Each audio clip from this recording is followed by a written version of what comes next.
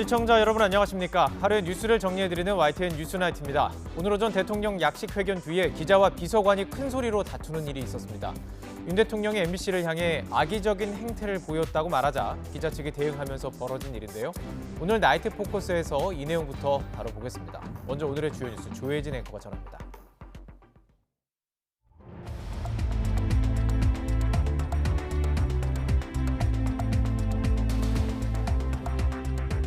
(11월 18일) 금요일 뉴스나이트 주요 뉴스 전해드립니다. 북한이 오늘 화성 17형으로 추정되는 대륙간 탄도미사일 ICBM 한 발을 발사했습니다. 한미군 당국은 F-35A 스텔스 전투기를 동원해 북한의 이동식 발사대를 정밀 타격하는 훈련으로 맞대응했습니다. 이번 미사일이 통상 궤도로 발사됐다면 미국 본토 전역이 사정권에 들어갈 것으로 분석됐습니다. 이제 북한의 핵실험 강행 여부가 주목되는데 이번 발사로 한 차례에 끝나지 않을 가능성이 커졌습니다. 대장동 일당으로부터 청탁과 함께 억대 뇌물을 챙긴 혐의를 받는 민주당 이재명 대표의 최측근 정진상 정부조정실장의 구속 여부가 곧 결정됩니다. 대장동 의혹으로 구속돼 재판을 받던 남욱 변호사와 김만배 씨가 다음 주 석방돼 이들의 입에 관심이 커지고 있습니다. 윤석열 대통령은 MBC가 가짜뉴스로 동맹을 이간질하는 악의적 행태를 보였기 때문에 전용기 탑승을 배제했다고 밝혔습니다.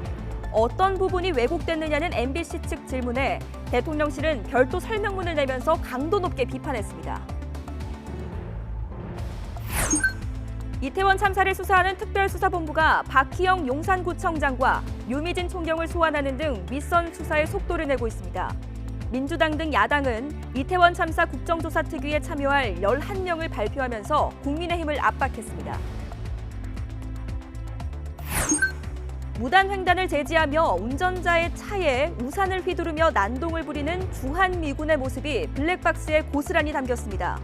도주를 막던 운전자 아내는 손가락 골절 등 전치 8주의 중상을 입었습니다.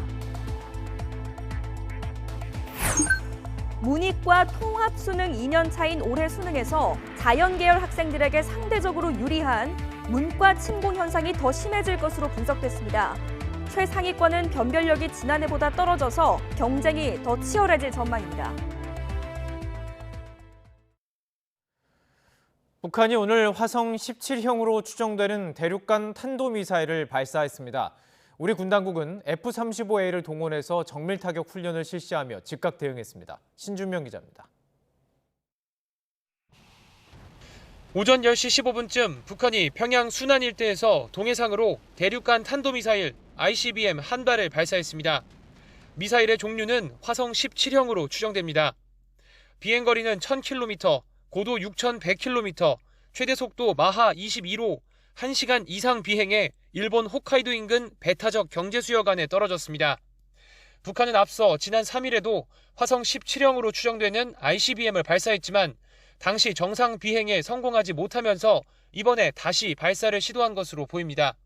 이번 발사에서 탄두부와 로켓 추진체가 분리되는 단분리가 2단까지 정상적으로 이뤄진 것으로 파악됐지만 대기권 재진입 등 최종 발사 성공 여부는 추가 정밀 분석이 필요하다는 게 군 관계자의 설명입니다. 북한은 단거리 탄도미사일을 쏜 지 하루 만에 이번 ICBM을 발사했는데 대북 확장 억제 강화를 밝힌 한미일 정상의 공동 성명에 반발하며 강대강으로 맞서겠다는 의지를 강하게 드러낸 것으로 풀이됩니다. 한미, 또 나아가서는 한국, 미국, 일본이 지금 추구하고 있는 그 확장 억제력 강화, 이 부분을 이제 무력화시키려고 하는 그런 의도가 있다고 저는 분석을 합니다. 군은 F-35A 스텔스 전투기에서 정밀 유도폭탄을 투하해 이동식 발사대를 정밀 타격하는 훈련을 하며 북한의 ICBM 도발에 즉각 대응했습니다. 또 한국 측 F-35A 4대, 미국 측 F-16 4대를 동원해 연합 공격편대군 비행도 실시했습니다. 한미는 이 같은 대응으로 북한의 어떠한 위협과 도발에도 단호히 대응하겠다는 강력한 의지와 적을 정밀 타격하는 동맹의 압도적인 능력을 보여주었다고 강조했습니다. YTN 신준명입니다. 화성 17형은 북한이 가장 최근에 개발한 최신형 대륙간 탄도미사일입니다. 화성 17형이 어떤 특징을 가졌고 이후 북한은 또 어떤 도발에 나설지 한현희 기자가 짚어봤습니다. 지난 2020년 10월 노동당 창건 75주년 열병식에서 처음 공개된 화성 17형은 이른바 괴물 ICBM으로 불립니다. 최대 비행거리는 북한이 지금까지 만든 대륙간 탄도미사일 중 가장 긴 15,000km가 넘을 것으로 추정됩니다. 대륙간 탄도미사일 중에서 북한이 가지고 있는 것은 지금까지 실험하고 했던 것이 화성 14형, 15형, 17형입니다. 14형은 서부 지역까지, 15형은 동부 지역까지, 그리고 지금은 이제 17형은 미국 전역을 타격을 할 수 있다는 점에서 이제 차이가 나고요. 지금까지의 미사일과 가장 큰 차이점은 탄두를 여러 개 탑재할 수 있다는 점입니다. 길이가 22m에서 24m로 거대한데 여기에 핵탄두 두세 개가 들어갈 수 있을 것으로 보입니다. 북한 김정은 국무위원장이 앞으로의 미사일 개발의 핵심 과제로 언급한 초대형 핵탄두와 15,000km 사정권을 한데 담은 집약체가 바로 화성 17형인 겁니다. 다탄도 미사일의 특성은 뭐냐면은 이 탄두가 예를 들면 이런 거죠. 미국을 날아서 비행을 하는데 탄두를 3개 실었어요. 그러면 예를 들면 하나는 워싱턴 DC에 떨어뜨리고 하나는 뉴욕에 떨어뜨리고 하나는 시카고를 공격하는 겁니다. 북한은 7차 핵실험에 앞서 잠수함 발사 탄도미사일 SLBM을 발사하며 단거리와 중장거리에 이어 SLBM에 이르기까지 핵무기 3종 세트의 완성을 선언할 가능성도 있습니다. 또 고각 발사로 정상 비행에 성공한 화성 17형을 정상 각도로 발사하며 긴장을 극도로 끌어올릴 수 있다는 관측입니다. YTN 한현입니다. 북한이 곧 핵실험에 나설지도 주목되고 있습니다. 전술핵과 다탄두형 전략 핵실험을 연쇄적으로 할 가능성도 제기되고 있습니다. 조수연 기자가 보도합니다. 괴물 ICBM 화성 17형 발사로 북한의 핵실험이 한 차례로 끝나지 않을 가능성이 커졌습니다.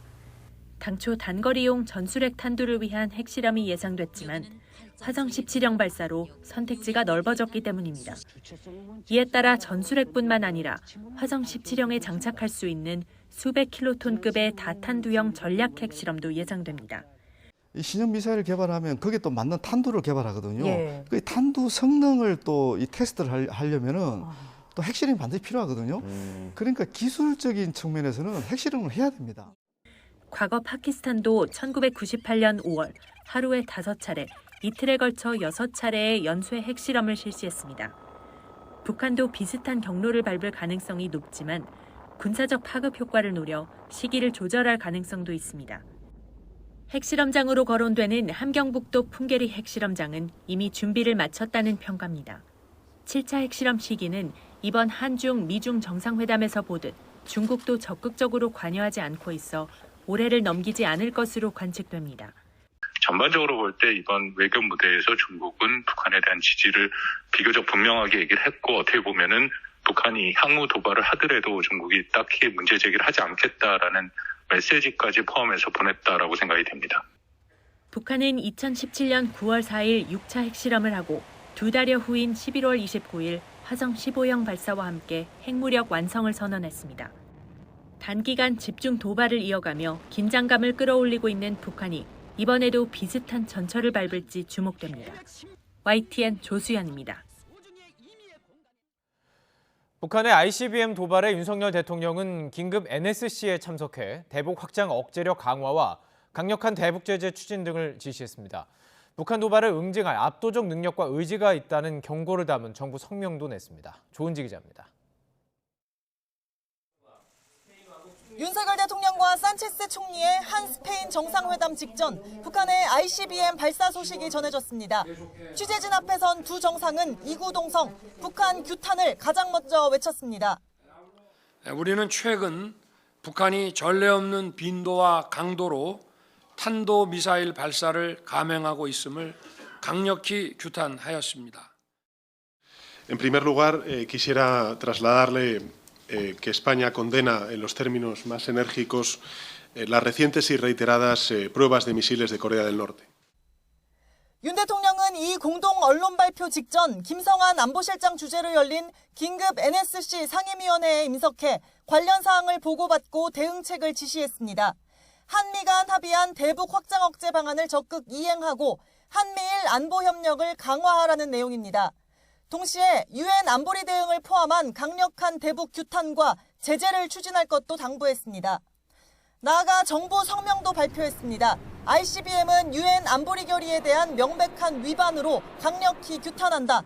미사일은 한반도와 영내 긴장을 고조시키는 중대한 도발이라고 비판했습니다. 북한의 핵미사일 관련 일체의 행위는 어떤 이유로도 정당화될 수 없고 얻을 건 아무것도 없다고도 지적했습니다. 긴밀한 한미 공조, 한미일 안보 협력도 강조했습니다. 담대한 구상에 조속히 응하라고 촉구했지만 성명의 방점은 단호한 대응에 가까웠습니다. 정부는 북한의 어떠한 도발에 대해서도 이를 즉각 응징할 수 있는 압도적인 대응 능력과 의지를 갖고 있는 바 북한은 이를 오판해서는 안 된다. 정부 성명이 나온 건 북한이 ICBM을 포함한 미사일 섞어 쏘기로 한미일을 동시에 겨냥했던 지난 5월 25일 이후 6개월 만입니다. 윤석열 대통령이 직접 대북 메시지를 발표했고 정부도 강도 높은 성명까지 냈습니다. 지난 동남아 순방 기간 다진 한미일 삼각 공조를 계기로 우리 정부의 대북 압박 수위도 나날이 높아지고 있습니다. YTN 조은지입니다. 미국은 심야 성명을 내고 북한의 ICBM 발사를 강력히 규탄하면서 미 본토와 한일 안보에 필요한 모든 조치를 취하겠다고 밝혔습니다. 에이펙 정상회의가 열리고 있는 방콕에서는 한미일 등 6개국이 긴급회동해 북한 도발에 강력히 대응하기로 했습니다. 이종수 기자입니다. 미국은 북한의 장거리 탄도미사일 발사에 대해 백악관 국가안보의 성명을 통해 강력히 규탄한다고 밝혔습니다. 미국은 자국 본토와 한국, 일본 등 동맹국의 안전에 필요한 모든 조치를 하겠다고 밝혔습니다. 백악관 국가안보회의 에이드리엔 왓슨 대변인은 조 바이든 대통령이 상황에 대해 보고를 받았다며 대통령과 안보팀은 동맹국 파트너들과 함께 긴밀한 협의를 계속할 것이라고 전했습니다. 그러면서 북한은 불안정한 행동을 즉각 중단하고 진지하게 협상에 나오라고 촉구했습니다. 에이펙 정상회의 참석차 태국에 모인 한미일과 영국, 캐나다, 호주 6개국 정상급 인사들은 북한의 ICBM 발사 대응을 위해 긴급 회동했습니다.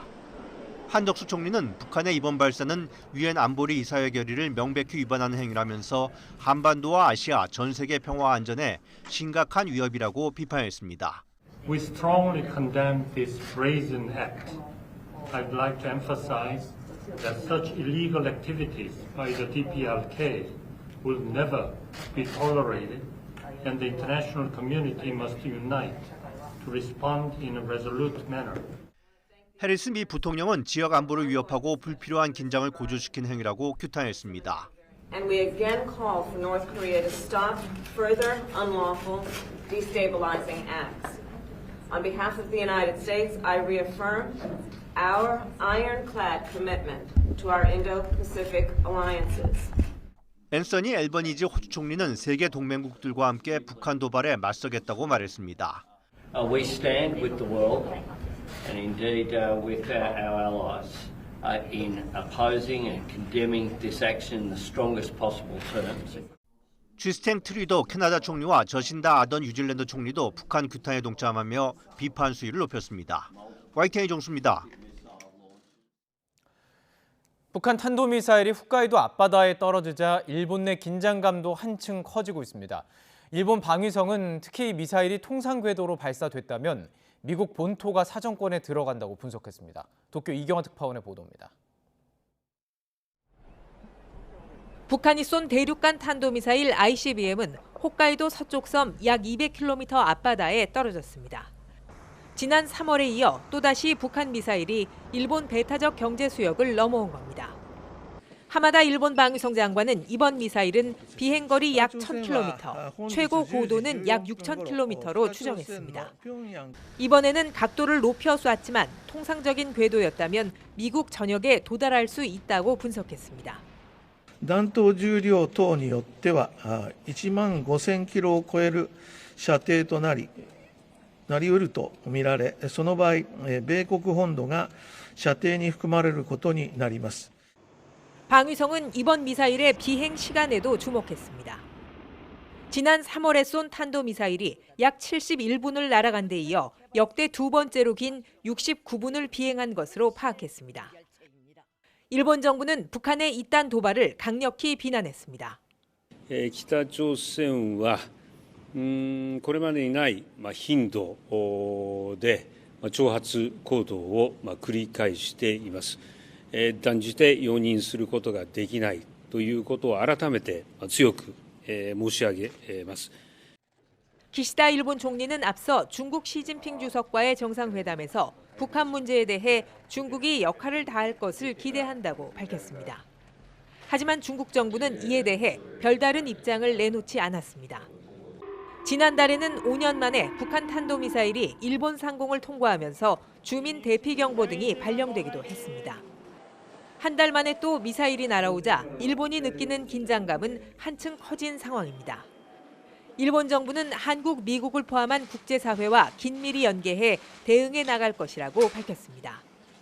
또 북한이 핵실험을 포함해 추가 도발에 나설 가능성이 있다고 보고 경계와 감시 태세를 한층 강화하고 있습니다. 도쿄에서 YTN 이경아입니다. 이재명 민주당 대표의 최측근이죠. 대장동 일당으로부터 억대 뇌물을 챙긴 혐의 등을 받는 정진상 정무조정실장의 구속 여부가 내일 새벽쯤에 결정될 것으로 보입니다. 정 실장은 구속 심사를 받기 위해 오늘 법원에 출석하면서 처음으로 포토라인에도 섰습니다. 군사 정권보다 더한 검찰 정권 수사가 거짓을 호도하고 있다고 주장했는데 법정에서도 장시간 검찰 측과 치열한 공방이 벌어졌습니다. 홍민기 기자입니다. 정진상 더불어민주당 대표실 정무조정실장이 법원의 구속심사에 출석하기 위해 차에서 내립니다. 그동안 언론의 모습을 드러내지 않았던 정 실장은 자진해서 취재진 앞에 서서 작심한 듯 입을 열었습니다. 검찰 정권의 수사는 증자살인, 3인 성호입니다. 거짓말이라도 여러 사람이 말하면 사실로 믿게 된다는 두 사자성어를 인용해 자신을 향한 검찰 수사가 허위라고 주장한 겁니다. 정 실장은 또 현 정부가 군사 정권보다 더한 검찰 정권이라며 살아있는 권력도 수사하라고 목소리를 높였습니다. 군사 정권보다 더한 검찰 정권의 수사는 살아있는 권력에도 방해해야 할 것입니다. 최소한의 균형이 필요합니다. 장시간 이어진 영장신문에서 검찰은 구속영장에 기재된 뇌물 1억 4천만 원 등 4가지 혐의를 들어 범죄의 중대성을 강조한 것으로 전해졌습니다. 또 지난해 정 실장이 검찰 압수수색을 앞두고 유동규 전 본부장에게 휴대전화를 버리라고 지시한 점 등을 들어 증거인멸 우려도 부각한 것으로 전해졌습니다. 반면 정 실장 측은 여전히 모든 혐의를 부인하며 구속 필요성이 없다고 맞섰습니다. 대부분 유 전 본부장 등 진술에만 의존한 왜곡된 수사라고 반박했습니다. 신문을 마친 영장 담당 재판부는 양측의 주장을 면밀히 검토한 뒤 구속 여부를 곧 결정할 예정입니다. 이런 가운데 법원은 대장동 개발 특혜 의혹으로 구속돼 재판받고 있던 남욱 변호사와 김만배 씨에 대한 검찰의 구속 연장 요청을 불허했습니다. 다음 주 핵심 인물들이 석방되면 추가 폭로들이 잇따라 나올 가능성도 있는 만큼 이재명 대표를 향한 검찰 수사와 재판에 더욱 변수가 생길 전망입니다. YTN 홍민기입니다. 유동규 전 성남도시개발공사 본부장이 정진상 민주당 정무조정실장을 향해 부끄러움을 좀 알았으면 좋겠다고 말했습니다. 유 전 본부장은 오늘 대장동 개발 비리 사건 재판을 마치고 나와서 돈을 받은 적이 없다는 정 실장 측 주장에 대한 취재진 질문에 정 실장이 언급한 사자성어 표현을 언급하며 스스로 부끄러움을 알았으면 좋겠다고 답했습니다. 또 진술에만 의존한 무리한 수사라는 비판에 대해서는 수사가 단 한 사람의 이야기 때문에 진행될 것으로 생각하지 않는다고 주장했습니다. 위례 신도시 개발 사업 당시 성남시장이었던 이재명 더불어민주당 대표가 정진상 당시 성남시 정책비서관을 통해 관련 보고를 받았다고 남욱 변호사가 법정에서 주장했습니다. 남 변호사는 오늘 서울중앙지방법원에서 열린 대장동 사건 재판에서 정영학 회계사를 직접 신문하며 위례 사업 공모 절차는 정 회계사가 고 유한기 전 성남도시개발공사 개발사업본부장과 상의해서 정진상 실장을 거쳐 이재명 시장에게 보고돼 진행됐다고 말했습니다. 정치권도 더불어민주당 정진상 대표 정무조정실장의 구속 여부에 촉각을 곤두세우고 있습니다. 국민의힘은 이재명 대표와 측근들을 겨냥해서 부패 공동체라고 몰아세운 반면 민주당은 검찰을 강하게 비판했는데 이재명 대표는 침묵을 지켰습니다. 박기환 기자입니다. 정진상 당대표 정무조정실장의 구속영장 심사 당일, 국민의힘은 민주당과 이재명 대표를 향한 비판 수위를 바짝 끌어올렸습니다. 이 대표와 최 측근들이 부패 공동체라는 의심이 커지는데도 당력을 집중해 감싸고 있다고 질타했습니다. 민주당은 이제 정진상 실장이 정무조정실장인지 이재명 방탄 업무조정실장인지 고백해야 합니다. 특정 개인을 위한 사당은 제3세계 독재국가에서나 있을 법한 일입니다. 민주당 지도부는 엄호에 주력했습니다. 구속영장에 이재명 대표 변호사 사무실 사무장 출신으로 정 실장 이력이 잘못 기재됐다는 점을 들어서 영장부터 허위로 작성됐다고 비판했습니다. 4대 보험 서류를 비롯한 객관적인 증빙 자료를 제시하며 해당 내용이 허위라고 명확히 반박한 바 있기 때문입니다. 이거야말로 허위 공문서 작성 아니겠습니까? 영장에 적힌 범죄 사실마저도 법원에서 받아들여지지 않을 거라는 주장도 나왔습니다. 진술에 근거하고 소설 쓰고 창작의 도가 너무 떨어지고 현실감 없고 이런 내용은 모두 다 탄핵될 내용입니다. 최 측근이 구속 갈림길에 선 상황에서도 이재명 대표는 입을 굳게 다물었습니다.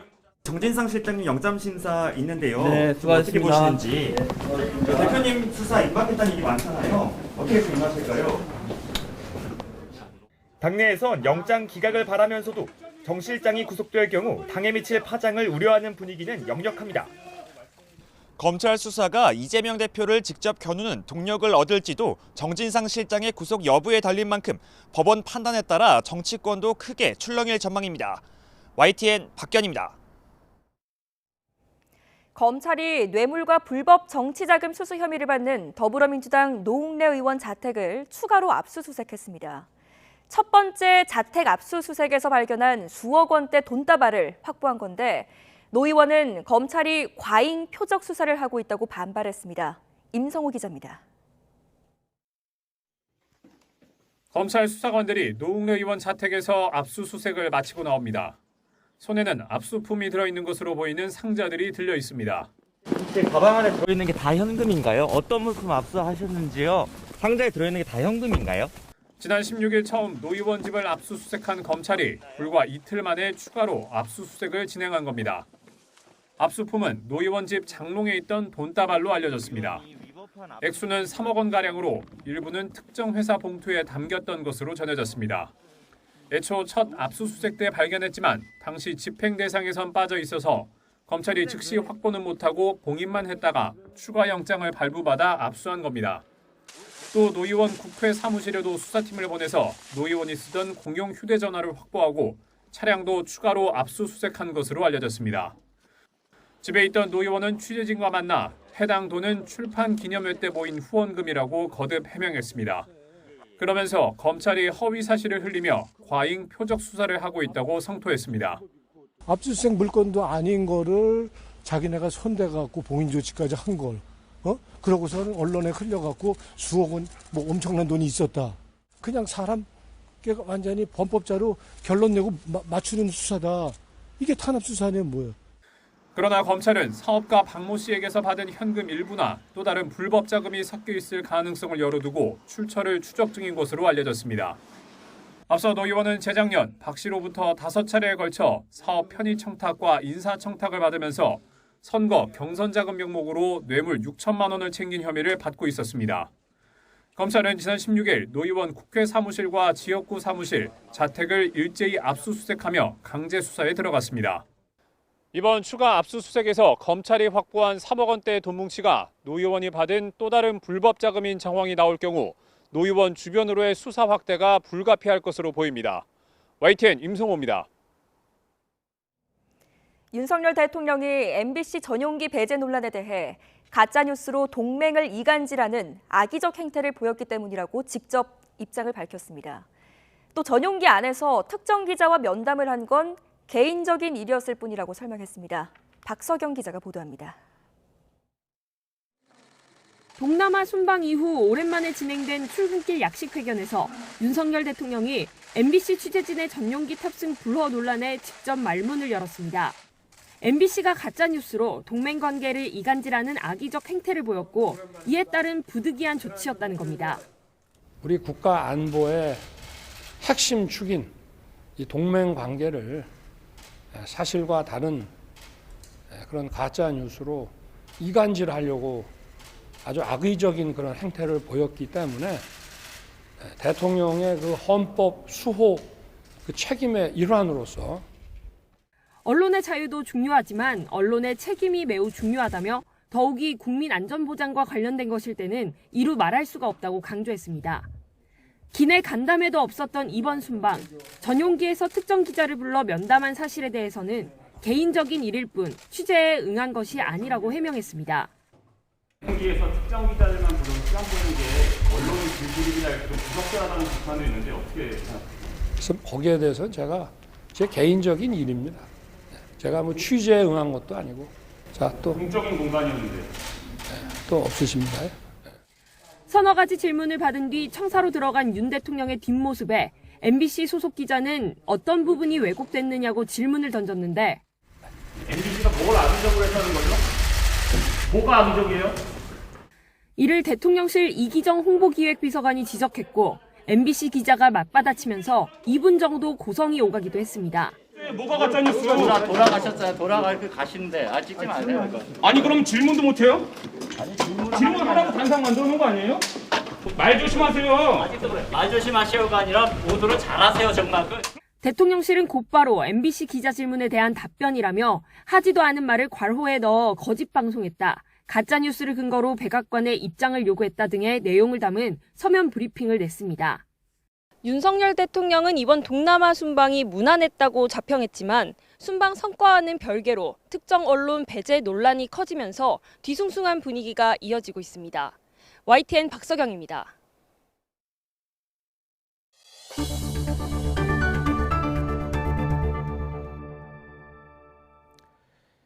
이태원 참사에 제대로 대처하지 못해 피해를 키운 혐의를 받는 박희영 서울 용산구청장이 피의자 신분으로 특수본에 출석했습니다. 또 참사 당일 서울경찰청의 112 상황관리관이었던 류미진 총경도 같은 날 소환 조사를 받았습니다. 김철희 기자가 보도합니다. 검은 마스크에 검은 옷 차림으로 경찰청 특별수사 본부로 향하는 여성. 이태원 참사 전후 대응에 실패해 피해를 키운 혐의를 받는 박희영 서울 용산구청장입니다. 취재진의 질문이 쏟아졌지만 짧은 답만 남기고 청사 안으로 들어갔습니다. 유가족들에게 한 말씀 해주시죠. 구청장 자진 사퇴 의사 있으세요? 오후엔 참사 당일 서울경찰청 상황관리관이었던 유미진 총경도 피의자 신분으로 특수본에 출석했습니다. 유 총경은 근무지를 이탈하고 상부엔 늑장 보고하는 등 직무를 제대로 하지 못한 혐의를 받습니다. 관행 따라 상황실 밖 근무라고 하셨는데 책임 인정은 하시나요? 죄송합니다. 특수본은 다음 주엔 전 용산경찰서장과 용산소방서장 등도 불러 조사를 이어갈 계획입니다. 이런 가운데 용산경찰서가 참사 전 경비기동대 투입을 요청한 게 맞는지가 또 다른 수사 쟁점으로 떠올랐습니다. 앞서 이임재 전 용산서장은 기동대 투입을 여러 번 요청했지만 서울경찰청이 거절했다고 주장하고 기동대를 지원 요청해라 그런 지시를 했었고 그래서 조무부서에서 서울청 조무부서에 지원 요청을 했었습니다. 서울청에서 재차 검토가 있었으나 그때도 다시 집회 시기 때문에 어려운 걸로. 서울청은 요청 자체가 없었다고 맞서면서 상황은 진실공방 양상으로 번지고 있습니다. 용산경찰서 차원에서 요청은 없었고 그러면 경찰서 자체에서 판단해라 이렇게 한 거 아닙니까? 서울경찰청에서? 그런 식으로 한 적은 없습니다. 이에 대해 특수본은 관련 직원을 조사하는 과정에서는 경비기동대를 요청한 사실을 확인하지 못했다면서 정확한 사실관계를 따지기 위해 노력하고 있다고 밝혀 진실은 앞으로 수사를 통해 드러날 것으로 보입니다. YTN 김철입니다. 민주사회를 위한 변호사 모임 12구 참사 진상규명 및 법률지원단은 이태원 참사 희생자 유족 30명을 대리해서 참사 당시 현장 CCTV와 경찰, 소방, 무전기로 각종 기관 보고서 등을 증거로 보존해달라고 법원에 신청했다고 밝혔습니다. 민변은 삭제나 수정 가능성 있는 내부 보고서나 보관기간이 짧은 영상 녹화물처럼 나중에는 확보하기 어려워질 수 있는 증거를 긴급하게 보전 대상으로 신청했다고 설명했습니다. 더불어민주당이 이태원 참사 국정조사 특위위원장에 우상호 위원을 내정하는 등 참여 의원들의 명단을 선제적으로 발표하면서 국민의힘을 향한 압박 수위를 높였습니다. 참여 불가 입장을 고수하고 있는 국민의힘은 대응책을 두고 고심하고 있습니다. 김경수 기자가 보도합니다. 이태원 참사 국정조사 특별위원회에 명단을 보내달라는 김진표 국회의장 요청 하루 만에 더불어민주당이 야당목 위원들을 발표했습니다. 모두 11명인 위원 명단에는 민주당 의원 9명에다 민주당과 함께 국정조사 요구서를 냈던 정의당, 기본소득당 의원이 1명씩 포함됐습니다. 국정조사 특위위원장으로는 민주당 우상호 의원이 내정됐습니다. 왜 사전에 대책을 제대로 세우지 못했는지, 어떤 문제가 있었는지를 밝히는 게 매우 중요하고요. 여러 재난망들 이런 것들을 다 확보했는데 이번에 왜 이게 제대로 작동 안 됐는지 이런 시스템 점검을 꼭 해야 된다고 생각하고요. 민주당은 조만간 국정조사 범위와 기간, 대상 등을 명시한 계획서도 제출할 예정입니다. 국민의힘이 불참하더라도 오는 24일 국회 본회의에서 반드시 국정조사 계획서를 채택하겠다며 속도를 내고 있습니다. 여당 국민의힘도 더는 대통령에 대한 충성 경쟁에만 빠져 민심을 외면해서는 안 됩니다. 이태원 참사의 진상을 규명하라는 국민의 명령을 받들기 바랍니다. 반면 국민의힘은 지금은 국정조사를 할 때가 아니라는 기존 입장을 거듭 확인했습니다. 또 여야 합의 없이 국정조사 계획서가 의결되진 않을 거라며 김진표 국회의장을 우회적으로 압박했습니다. 국회의장께서 합의 없는 국정조사의 의사 진행을 안 할 거라고 믿고 있습니다만은 만약에 일방적으로 의결이 되는 상황이 있다면 그것을 어떻게 할 것인지 그런 면을 함께 고려하고 있습니다. 하지만 이미 야당 주도의 국정조사는 피할 수 없는 만큼 대응책을 두고 고심하는 분위기입니다. 유족 동의 없는 희생자 명단 공개를 고리로 민주당을 역공하며 여론 추이에도 촉각을 곤두세우고 있습니다. 당장 유족에게 진정 어린 사과를 하고 억지 주장을 중단하기 바랍니다. 그리고 민주당의 당론으로 희생자 명단을 내려야 한다는 입장을 밝혀야 할 것입니다. 김진표 국회의장이 국정조사 특위 명단을 보내달라고 한 시한은 오는 월요일 정오까지입니다.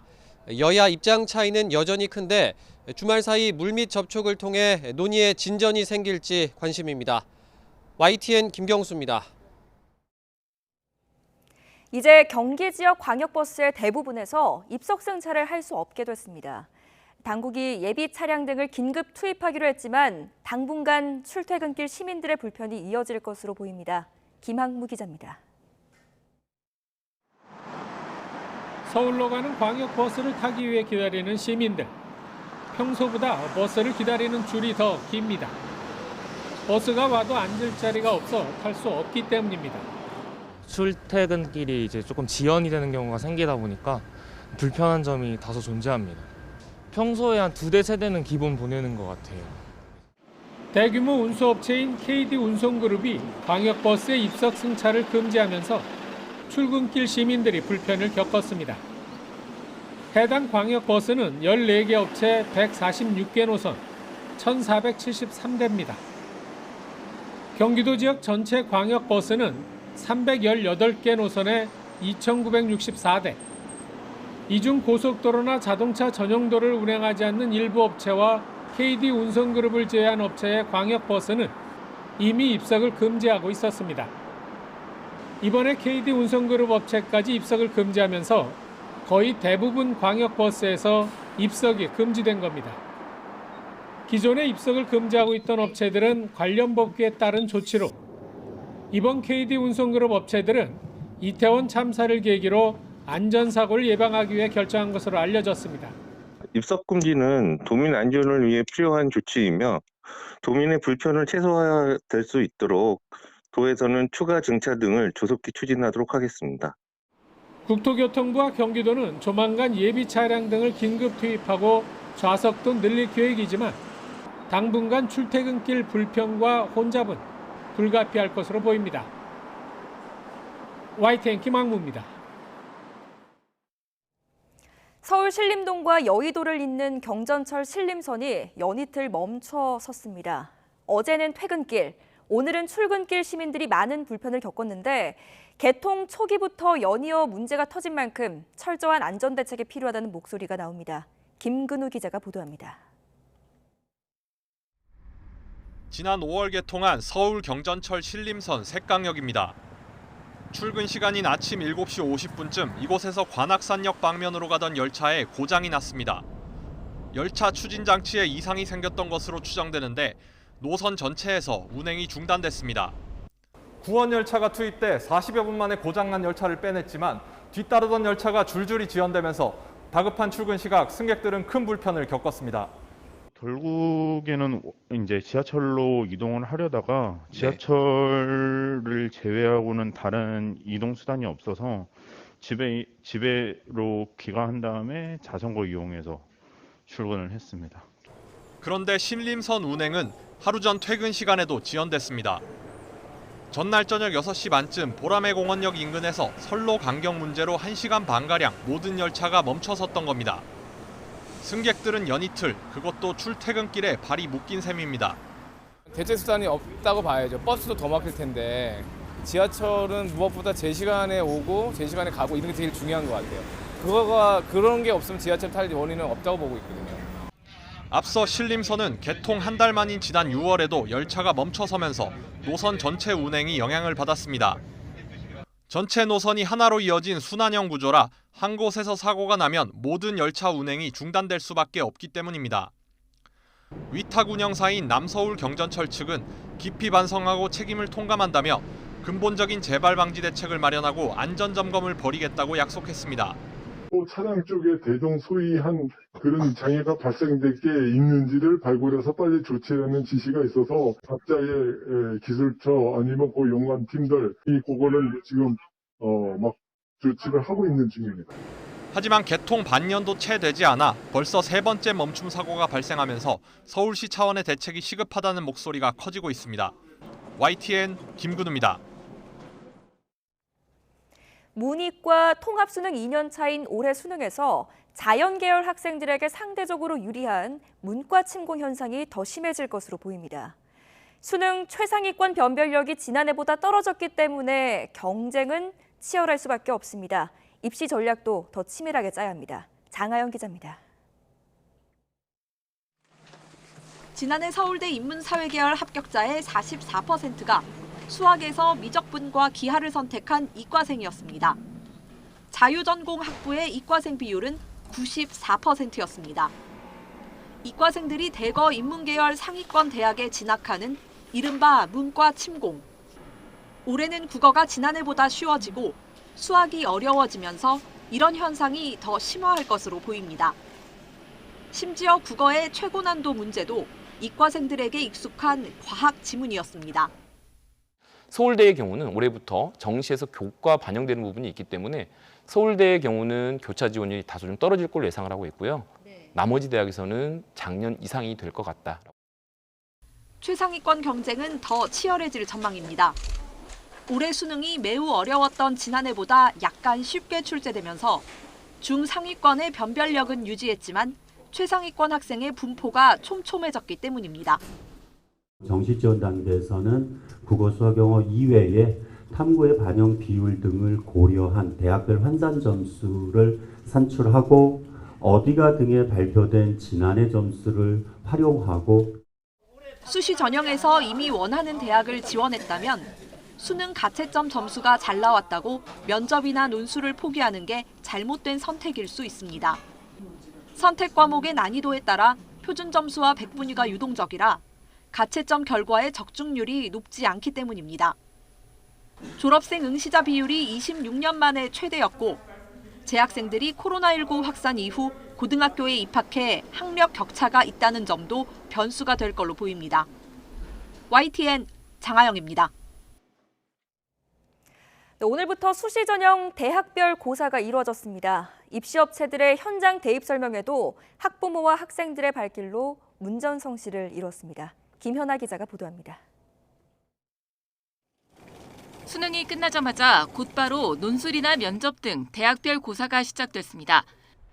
시험장에선 여전히 마스크 착용 등 기본 방역이 엄격히 관리됐지만 테이프가 안 있어요. 이걸로 올해는 코로나19에 확진된 학생도 대학별 고사에 응시할 수 있습니다. 다만 여전히 체육 특기 전형 등 확진자 응시를 제한하는 경우도 있어 학교별, 학과별 확진자 응시 관련 공지사항을 꼭 확인해야 합니다. 이번 주말부터 다음 주까지는 주요 대학들의 대학별 고사가 이어집니다. 전문가들은 정시에서 확실하게 상위 대학군을 노릴 수 있는 게 아니라면 대학별 고사에 최선을 다하는 게 훨씬 유리한 전략이라고 조언합니다. 안 된다고 하면은 거짓말이겠지만 그래도 이제 문과지만 열심히 해서 어느 정도 성적만 나오면 이제 못 가는 대학교는 별로 없으니까요. 열심히 하면 된다고 생각합니다. 경영학과에도 관심이 생겼고 그리고 또 이과 포지션에서 문과로 이렇게 교차 지원을 하면은 더 좋은 학교를 갈 수 있기 때문에 기하 같은 과목 같은 경우에는 이제 학력과 통계보다 표준 점수가 웬만하면 더 크게 나오거든요. 그래가지고 사회적 거리두기 완화에 따라 입시 전문 기관들의 현장 설명회도 본격적으로 재개됐습니다. 통합수능 첫 해인 지난해엔 이과생 교차 지원으로 각 대학 인문계 합격선이 크게 낮아졌는데 올해 역시 졸업생 응시 증가와 수학 변별력 증가로 점수 변동이 클 것으로 예상돼 입시 전략을 고민하는 학부모와 수험생의 발길이 이어졌습니다. YTN 김연아입니다.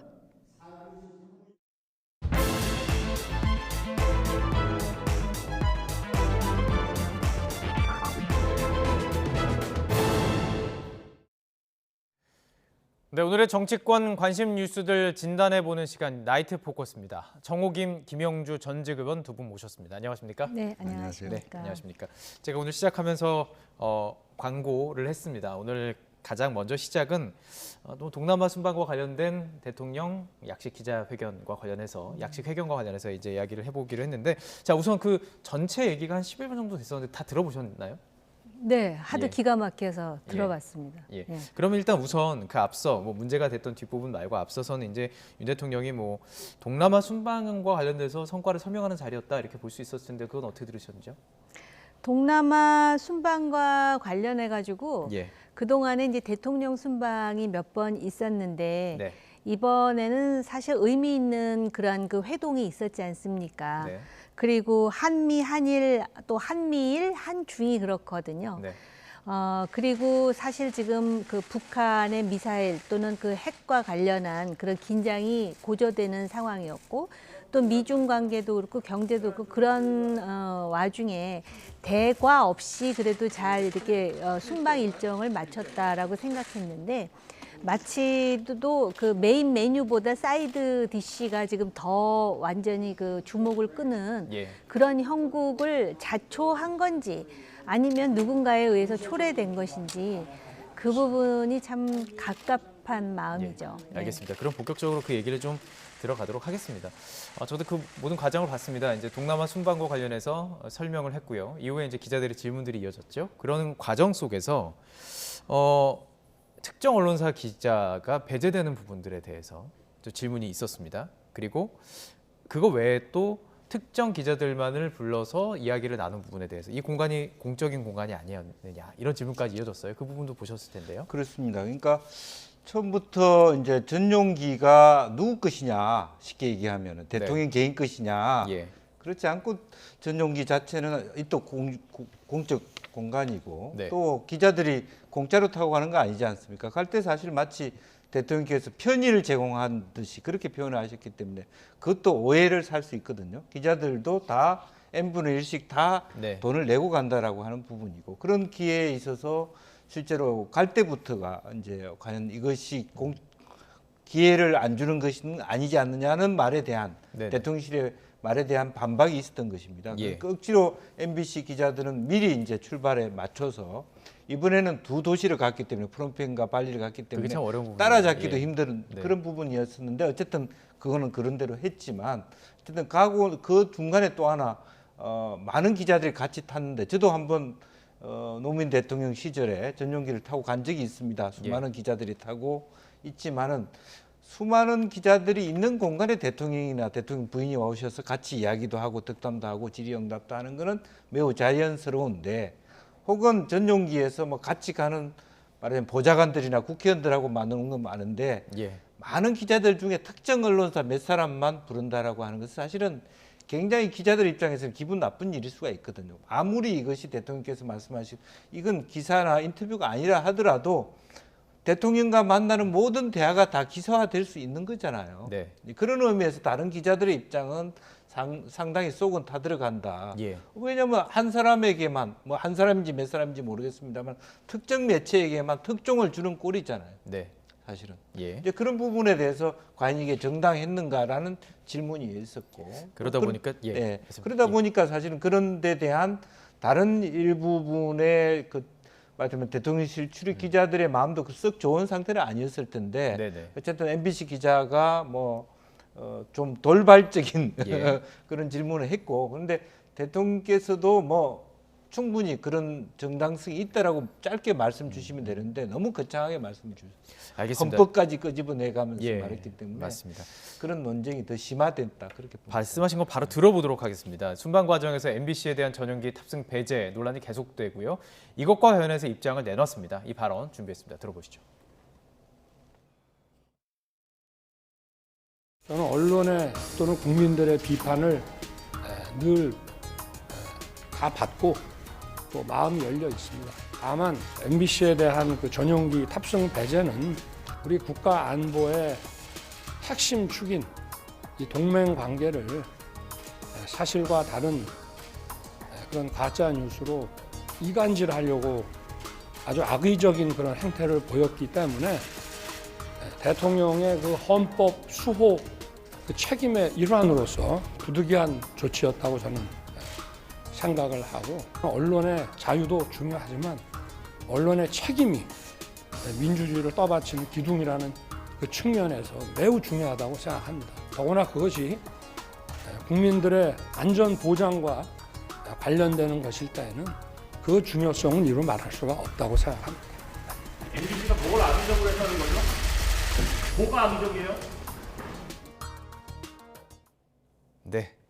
자, MBC 취재진의 배제에 대해서 뭐 여러 사실은 이 결정이 나왔을 때 추측도 있었어요. 이거 대통령의 결정일까, 혹은 뭐 다른 사람의 결정일까? 지금 이야기만 들어보면 대통령의 결정이었을 것으로 보이죠? 어떻게 보세요? 저는 대통령이 결정하셨다고 저 개인적으로 생각하고요. 네. 저는 그래서 참모들에 대해서 정말 굉장히 비판적인데 예.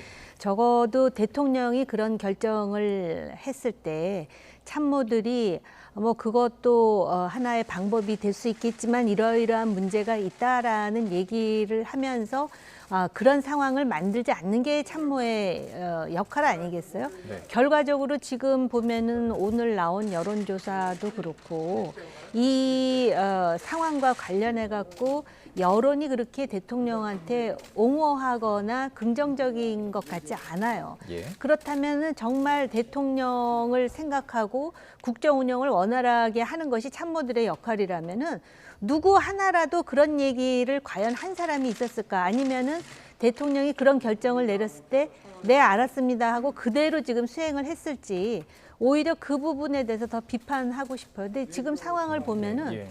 대통령도 이 지금 MBC 관련해가지고 상당히 아직까지도 화가 가시지 않은 상황인 것 같고 예. 또 MBC도 상당히 그 대통령에 대한 날이 서 있다. 예. 이런 생각이 드는데 이게 자유민주주의 국가의 특징일 수도 있는데 어떻게 한국 정치가 이렇게 메말라 가는 것인지 그리고 도저히 정치판에서 정말 우리가 거의 그 속된 용어를 쓰자면 개싸움 같은 모습까지도 우리가 지금 보고 있는 상황인데 네네. 유머라고는 찾아볼 수 없는 그리고 정치라는 게 원래 서로 대화해 갖고 뭔가를 푸는 건데 지금 그럴 가능성이 조금 더 안 보이는 것 같은 예. 그런 참담한 상황을 자초하고 있다라는 것이 참 그렇습니다. 예. 자, 그러면 지금 말씀해 주신 표현은 조금 거칠긴 했습니다만 예, 고성이 오갔던 부분들도 저희들이 좀 녹취를 준비를 해봤습니다. 들어보고 이 부분에 관해서 이제 김 의원님께 좀 질문을 드리도록 하겠습니다. MBC 기자가 뭐가 악의적이냐며 따져 물었고 이기정 홍보기획비서관이 문제를 제기하면서 언쟁이 벌어졌습니다. 들어보시죠. 뭐가 가짜 뉴스예요? 뭐가 가짜 뉴스예요? 돌아가셨어요. 돌아갈 가시는데 찍지 마세요. 아니 그럼 질문도 못 해요? 질문하라고 단상 만들어 놓은 거 아니에요? 말씀하는 거 끝났잖아. 그렇게 반말하지 마세요. 아니 말꼬리 잡지 마세요. 그렇게. 말꼬리를 누가 잡아요? 질문 질답 끝났는데 말꼬리 교관이 잡았잖아요. 그렇게. 뭐가 악의적이에요? 뭐가 악의적이에요? 예? 아직도 이해를 말 조심하세요. 말 조심하시오가 아니라 보도를 잘하세요, 정말. 그럼 대통령님이 말씀하신 거잖아요. 그게 저희가 지어낸 거예요. 끝났죠. 영상이 있는데 왜 그걸 부정해요? 뭐가 악의적이에요? 이 공개석상에서 뭐가 악의적이라고 하는 거냐고요. 말씀을 저희가 뭘 조작했다는 거예요? 몰라요? 증거를 내놔요. 그러면 분석하고 있다는 거 증거를 내놓으라고요. 내놓지도 못하면서. 야, 아직도 이렇게 했네. 아직도? 그럼 뭐 지금 무슨 군사정권이에요? 이거 아직도라니요. 군사정권, 왜 군사정권이라는 말이 나와요? 어떻게? 이렇게 독재적으로 하는 게 어딨어요? 독재적인 게 아니라. 아니 다 보도해 주세요. 다 보도해 주세요. 네, 저희가 보내드린 이유는 뭐 싸웠다 이걸 얘기하려는 것이 아니고요. 여기에 담긴 이제 여러 가지 메시지들의 충돌을 조금 보고 싶습니다. 예, 악의적이라고 말하는 이유에 대해서 네. 지금 생각이 다른 것이고 예. 계속 그 대통령 측에서는 왜곡됐다. 아직도 그러느냐라고 네. 얘기하는 것이고 MBC 측에서는 뭐가 이게 악의적이느냐.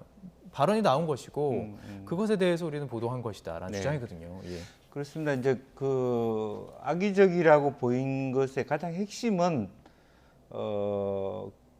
정확하게 판명되지 않은 그게 바이든이든 아닐 수도 있는 것을 바이든이라고 규정하면서 그것을 백악관에다가 물어봤다. 예. 그게 이제 이간질이다. 한미 동맹을 갈라놓으려고 하는 그게 악의적이다. 그렇게 얘기하는 것이 같고요. MBC에는 이건 언론 중재 사안이다. 우리가 악의적으로 한 게 아니라 그렇게 들렸다. 아직도 많은 국민들은 그렇게 자연스럽게 들어보면 바이든이라고 듣는 사람도 많다. 예. 그렇기 때문에 우리가 가치 중립적인 판단이고 다만 팩트 체크를 못했는데 미리 규정한 것일 뿐이지 그건 악의적이라고 규정할 수 없다. 예. 그리고 그런 상황에 대해서 왜 물어보지도 못하냐. 자유 언론의 하나의 활동 중에 체크하는 것이다. 예.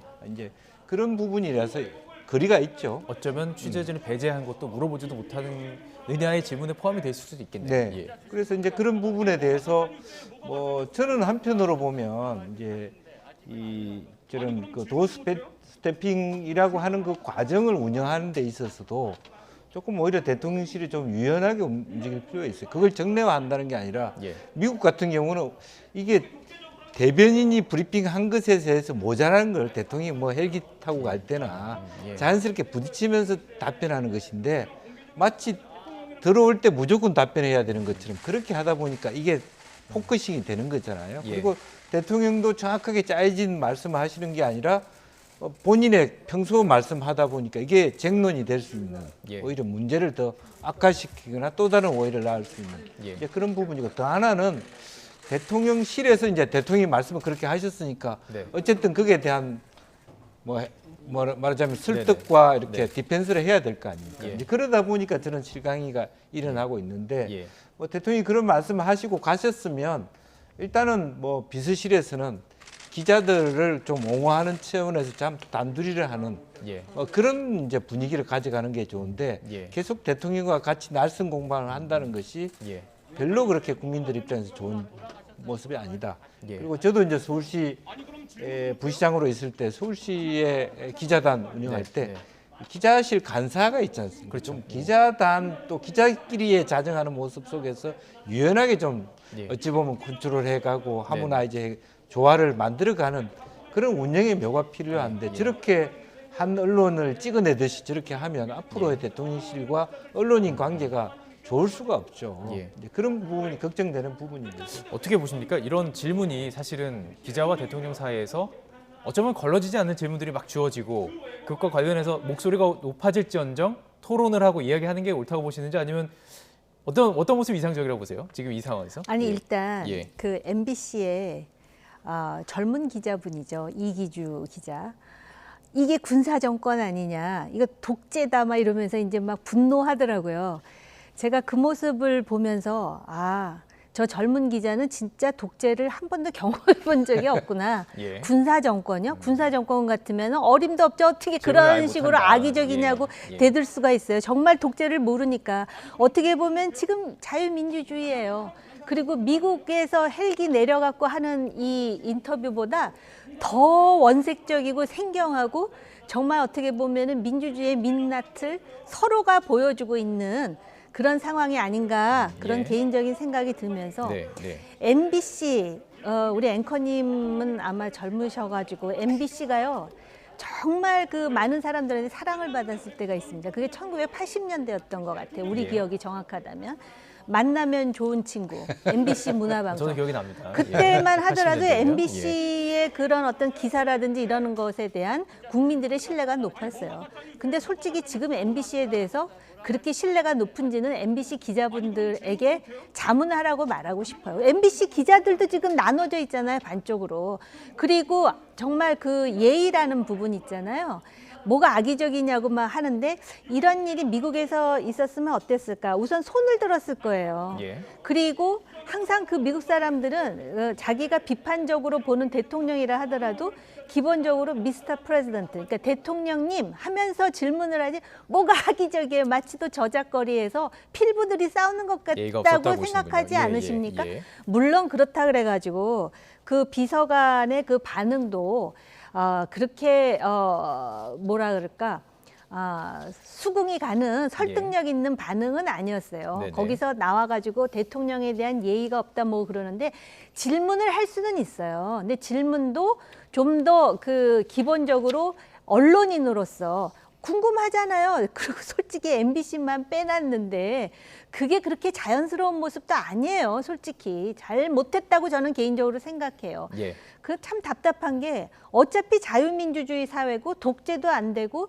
그런데 왜 비행기에 안 태워갖고 마치도 언론 탄압을 아주 빡세게 한 것 같은 이런 모양새를 만드는지 실제로 MBC가 취재하려면 다 할 수 있었던 거 아니에요. 물론 남들 편안하게 전용기 타고 갈 때 마치도 우린 세단 타고 갈 테니까 너 헬멧 쓰고 자전거 타고 따라와 하듯이 하기는 했지만 예. 이런 촌극이 어디 있습니까? 피차간에. 예. 자, 알겠습니다. 지금 그 이후에 대통령실에서 서면 브리핑으로 이것이 악이다라는 내용으로 지금 밝힌 부분이 있죠. 저희가 그래픽으로 좀 준비했습니다. 이걸 함께 보면서 좀 여쭤보고 싶은데요. 자, 지금 왜 이것이 악의적이다라고 말했는지 대통령실에서 발표한 내용입니다. 제가 좀 눈길이 가는 것은 가짜 뉴스를 기정사실화했다라는 부분이에요. 그러니까 앞서도 저희가 얘기했던 그런 논리인데, 이 가짜 뉴스라는 용어가 사실 이렇게 영어로 보면 이렇게 페이크 뉴스잖아요. 근데 그 가짜 뉴스에서 사용되는 그 언어가 뭐 페이크 뉴스도 있고 미스 인포메이션도 있는데 이건 네. 지금 구분을 하고 있습니다. 근데 지금 가짜 뉴스라는 단어를 대통령실에서 사용하는 부분들에 대해서 좀 여쭤보고 싶고, 가짜 뉴스라는 건 사실 없는 걸 지어냈을 때 좀 이게 붙이는 용어잖아요. 네. 좀 용어가 강한 건 근데 이 아닌가요? 가짜 어떻게 보세요? 뉴스라는 표현 속에서 이미 대통령실이 MBC에 갖고 있는 감정이 이 안에 녹아 있는 거죠. 예. 그러니까 평소에 MBC가 매우 객관적인 방송을 했다고 대통령실이 봤다면 예. 미스 인포메이션일 수 있다. 그렇게 봤는데 오정보, 예, 다양한 예. 예를 들면 여러 가지 10가지 정도까지 나왔기 때문에 네. 미스 인포메이션조차도 가짜 뉴스일 것 같은 예. 그런 편견을 갖게 됐다는 예. 부분입니다. 사실 더 엄격하게 구분해 보면, 네. 그러니까 네. 정확하게 보면 이건 미스 인포메이션의 일종인데, 예. 그 정확하지 않은 인포메이션을 자기 나름대로 규정해서 전달하는 그거하고 예. 처음부터 날조하거나 왜곡하거나 가짜를 만드는 거하고 다른 거죠. 예. 다른 거지만 다른 예를 들면 김건희 여사와 관련된 대역을 안 쓰는데 대역을 쓰면서 실제로 한 것처럼 보였다든지 이런 것 자체가 이미 MBC와 대통령실과의 관계가 이미 틀어져 있는 많이 거예요. 틀어져 있고. 예. 예. 그렇기 때문에 그 자체도 곱게 볼 수가 없는 거다. 예. 유추를 하게 볼 수 없다라고 하는 그 감정이 예. 이 가짜 뉴스라는 단어 속에 난 들어 있다고 보는 거죠. 예. 그렇지만 그럼에도 불구하고 MBC에 대해서 이렇게 10가지 조목조목을 할 정도의 거냐? 네. 저는 그것도 아니었다고 봅니다. 예. 그런 부분에 있어서 그동안에 얼마나 MBC에 대한 감정이 많았냐 네. 이런 걸 보여줄 수 있지만 예. 그럼 다른 언론사는 그러면 완벽하냐? 그러면 이렇게 적시를 하기 시작하면 네. 얼마나 다른가? 한국 언론 전체를 봤을 때 냉정하게 예. 반성했을 때 그런 부분들도 있는 거거든요. 예. 자, 그렇다면 이제는 정치권의 반응을 좀 이야기를 해보고 싶습니다. 국민의힘에서는요, 광고에 대한 얘기도 나와요. MBC에 대한 광고에 대한 얘기도 나오고 있고, 또 민주당 측에서는 아예 그 뉴욕 얘기를 또 꺼냅니다. 이거 욕설을 아예 지워버린 건 아니냐. 그러니까 지금 어쨌든 쟁론화가 또 되고 있어요. 예. 어떻게 보고 계십니까? 예. 그 국민의힘의 뭐 의원 지금 비대위원이라 그랬나요? 네. 그런데 뭐 특정 회사까지 거론하면서 광고를 줘서는 안 된다라는 식의 그 얘기는요. 지금 21세기에 대한민국의 책임 있는 집권당의 비대위 위원으로서 할 얘기가 아니고요.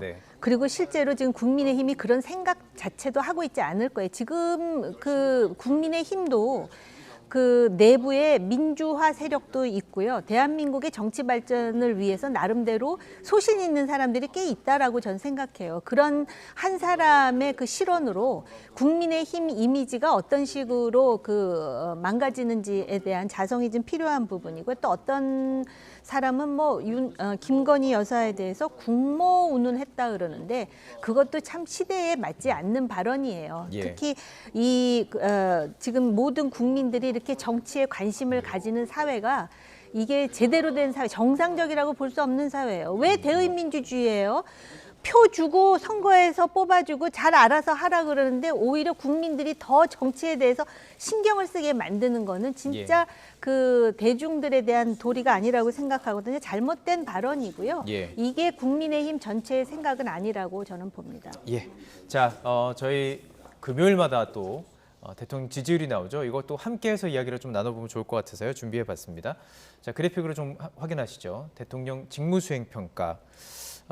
해외 순방 이후에 지지율에 좀 변화가 있을까 이런 관심이었습니다. 긍정평가 29%, 부정평가 61%.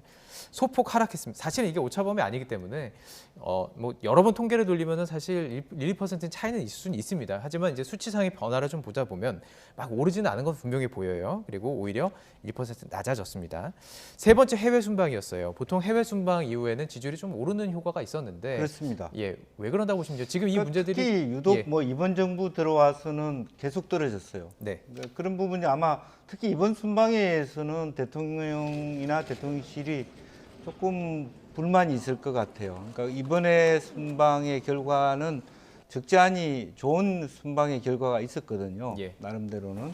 이제 그럼에도 불구하고 김건희 여사의 그런 사진, 뭐 그것이 일탈이라고 볼 수는 없어요. 좋은 행동이고 아동을 대한 어떤 태도이고 인권에 대한 관심인데 그런 부분들이 너무 이제 보여주기식이다 이런 뭐 논란을 타기 시작하면서 또 혹은 다른 매체, 우리 매체는 안 들었지만 다른 매체를 통해서 들어오는 대통령과 뭐 영부인과의 그런 태도 뭐 이런 것들이 사이에 끼면서 정말 좋은, 즉 가기 전부터 MBC 문제로 그렇고 뭐 그다음에 김건희 여사 문제로, 그래서 실제 우리가 대통령께서 해오신 뭐 말하자면 한미일 간의 어떤 공조라든지 또 실제적으로 보면 인플레이션 감축법에 대해서 그 중간선거 이후에 바이든 대통령과의 성과를 만들어내는 거라든지 또 한일 간에 어쨌든 가까워지려고 하는 노력은 뭐 의미 있게 우리가 볼 수도 있는 거거든요. 그런 것들 다 날려먹고 오히려 지지율이 떨어졌다라고 하는 건 굉장히 참 아픈 구석이다라고 보고, 그래서 그런 부분에 있어서 과연 지금 정무적인 판단, 즉 MBC가 잘했다 못했다가 아니라 노이즈를 미리 대통령실이 만들었기 때문에 끝나서도 이런 노이즈로부터 자유롭지 못하고 또 실제로 대통령 순방에 대한 핵심적인 아젠다나 결과를 생성하고 국민들의 지지로 포커싱 받기보다는 다른 부분으로 자꾸 분산시키는 그런 것에 대한 좀 대통령실의 반성이 필요한 부분이 아닌가. 반등 효과가 있었음에도 분산이 됐다 이렇게 보시는 것 같은데요. 자, 긍정, 부정의 평가 사유를 좀 물어봤습니다. 그것도 참 특이한 게 긍정의 1위, 부정의 1위 모두 외교예요. 외교의 12%, 긍정의 이유를 줬던 이유도 12%가 외교고요. 부정도 외교에 있습니다. 지금 조금 전에 김 의원께서 설명하신 그 부분들이 다른 의미로 녹아져 있을까요? 이 외교 안에? 네, 저는 그렇게 생각해요. 그러니까는 기본적으로 특히 뭐 한일 관계에 대해서 여전히 걸림돌은 있어요. 지금 강제징용 이 배상 문제를 또 어떻게 해결하느냐에 따라서 이게 여론에 또 그 요동치는 요소가 될 수는 있지만 어쨌든 정상이 만났잖아요. 그런 것이 긍정으로 이제 녹아들어 있다면 부정이 또 9%나 나오는 이유는 그 순방에 있어서 정상 외교 자체가 아니라 그 언뜻 단면적으로 나타나는 태도라든지 그런 어떤 그 사건이죠, 일종의. MBC를 탑승시키지 않았다. 또 뭐 저 비행기 안에서 특정 언론인 2사람만 불러서 1시간 동안 환담을 했다.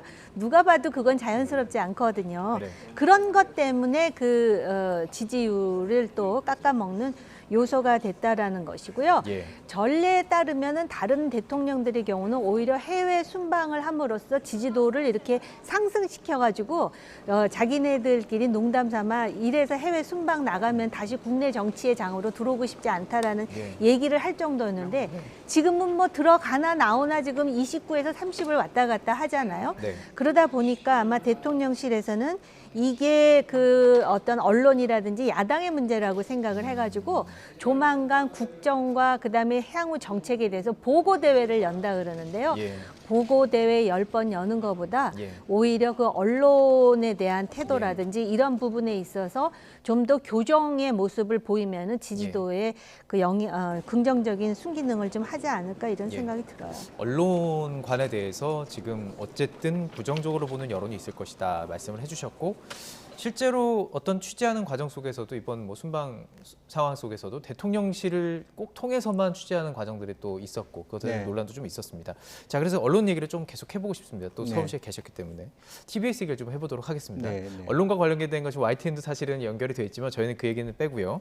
서울시 의회가 서울시의 TBS 지원을 전면 중단하는 조례안을 의결했습니다. 이거 어떻게 보세요? 예. 글쎄 뭐 어떻게 보면은 특정 방송인 하나 또 특정 방송 하나가 정치적 중립성을 심하게 훼손했다라고 하는 부분들이 있죠. 뭐 솔직히 얘기하면 김어준 씨 프로그램 이제 그런 부분들이 있었는데 그런 부분에 대한 교정이 되지 않았기 때문에 이런 과거에는 사실은 민주당이 거의 90% 이상 시의회를 차지하다 보니까 그런 부분이 마치 어찌 보면 솔직히 방탄처럼 보험하게 됐는데 이제는 더 이상 이번 지방선거에서 그것이 해체되면서 실제로 보면 국민의힘이 다수당이 되면서 조례안이 통과됐습니다. 이제 실제적으로 한 500억 중에 한 350억 이상, 즉 한 60% 70% 가까이가 시의 지원으로부터 생성됐다 그러면 이제는 완전 독립 언론으로서 말하자면 그 TBS가 새로운 길을 모색해야 되는, 즉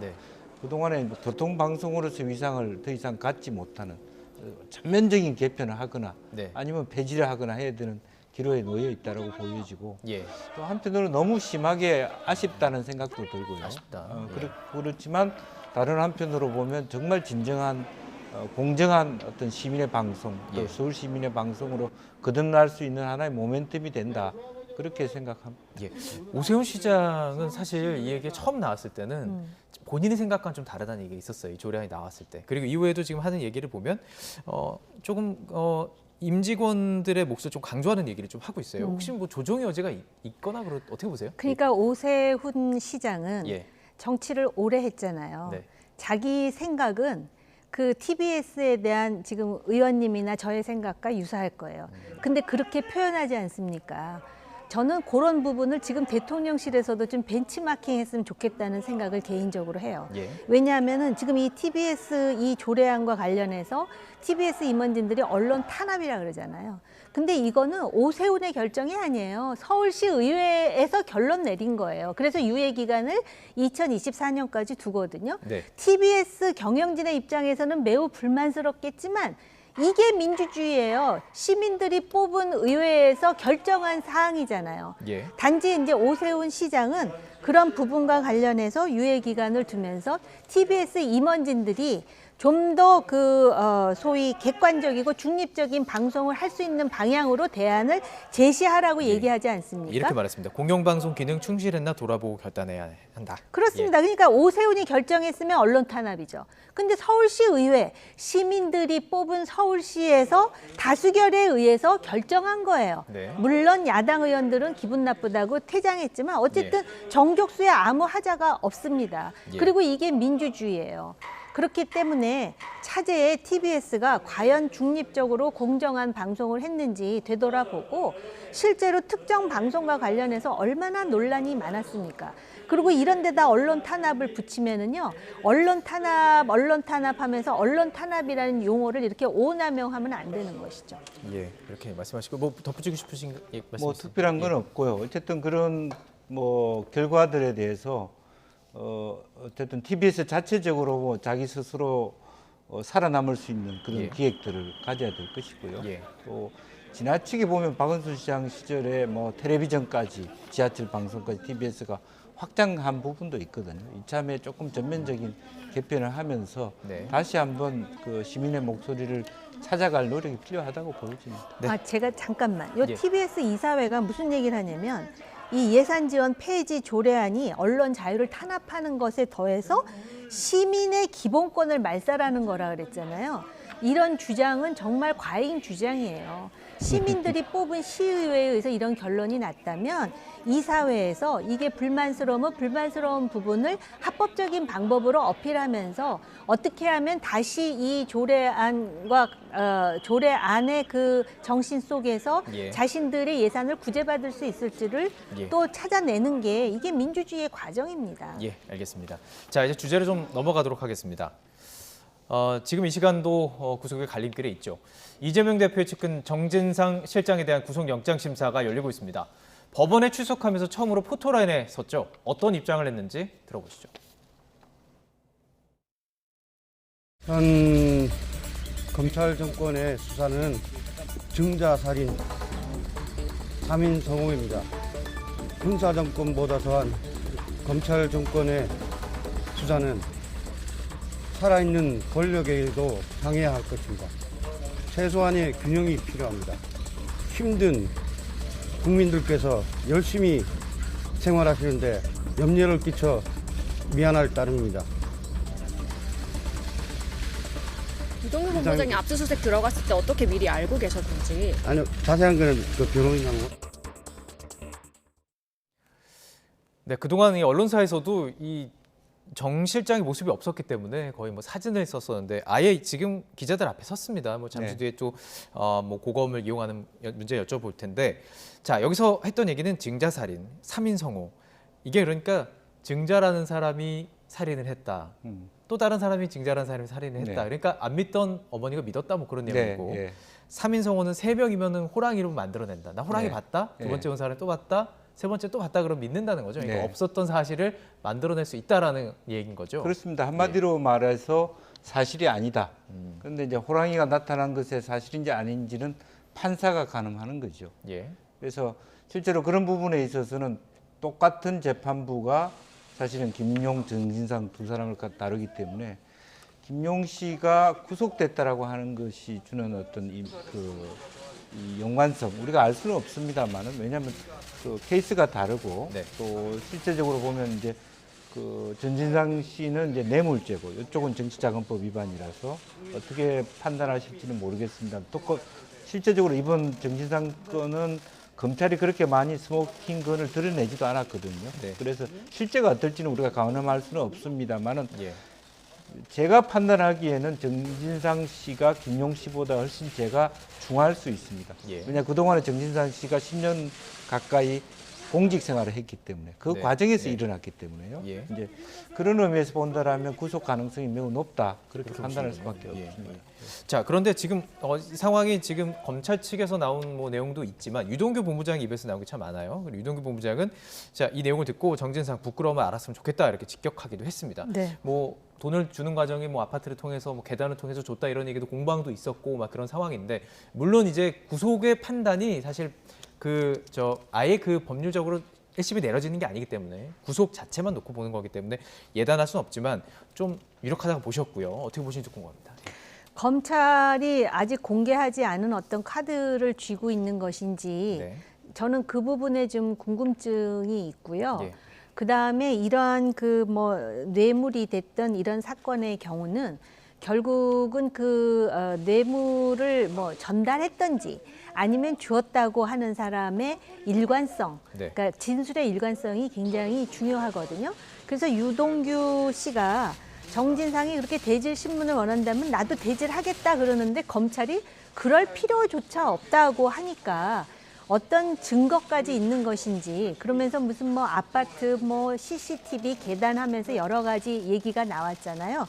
근데 제가 볼 때는 적어도 그 유동규, 김용, 정진상 이 세 사람은 다 이재명 대표와 굉장히 그 뗄래야 뗄 수 없는 관계이고 예. 이 과정에서 대장동을 포함하여 그 여러 가지 쟁점들이 있는데 실제로 그 유동규라는 사람이 얼마나 그 일관성 있는 진술을 했는지가 관건이 아닐까. 그런데다가 예. 그 네 가지 의혹 중에 하나는 뭐냐면은 유동규에게 휴대폰을 버리라고, 그러니까 증거인멸을 교사했다는 거잖아요. 네, 네. 근데 이 구속영장이 혐의도 좀 그 있습니다. 채택되는 그 요인 중에 하나는 바로 이런 어떤 그 증거인멸의 가능성, 도주의 가능성 뭐 이런 얘기 있지 않습니까? 네. 그러다 보니까, 그리고 아까 의원님 말씀하셨듯이 최측근이 바로 김용과 정진상인데 그 특히 정진상 씨는 김용에 비하면 또 더한 측근, 최측근에 해당한다라는 얘기가 나오는 상황입니다. 예. 그러나 뭐 이제 그 판사가 판단할 때는 증거와 법리와 또 여러 가지 그 여건의 그 합당성을 가지고 채택을 하겠죠. 단지 이제 예. 정진상이가 들어가면서 무슨 얘기를 하냐면은 최소한의 균형이 필요하다. 그러면서 이게 군사 정권, 검찰 정권 해가면서 군사 정권 얘기가 또 나오잖아요. 네. 그래서 이 대장동 사건은 결국은 이 균형이라는 것보다는 공정이라는 관점에서 네. 또 의혹을 가지고 있는 55 클럽 같은 게 있잖아요. 민주당이 또 그 부분을 공격하는데 박상우 네, 의원. 그것에 대한 진실 규명도 중요하리라 보여집니다. 예, 알겠습니다. 자, 그렇다면 지금 이재명 대표를 얘기를 했습니다. 이게 지금 마지막 관문 아니냐, 이재명 대표 수사를 위한 마지막 관문이 아니냐 이런 얘기가 나오고 있는데요.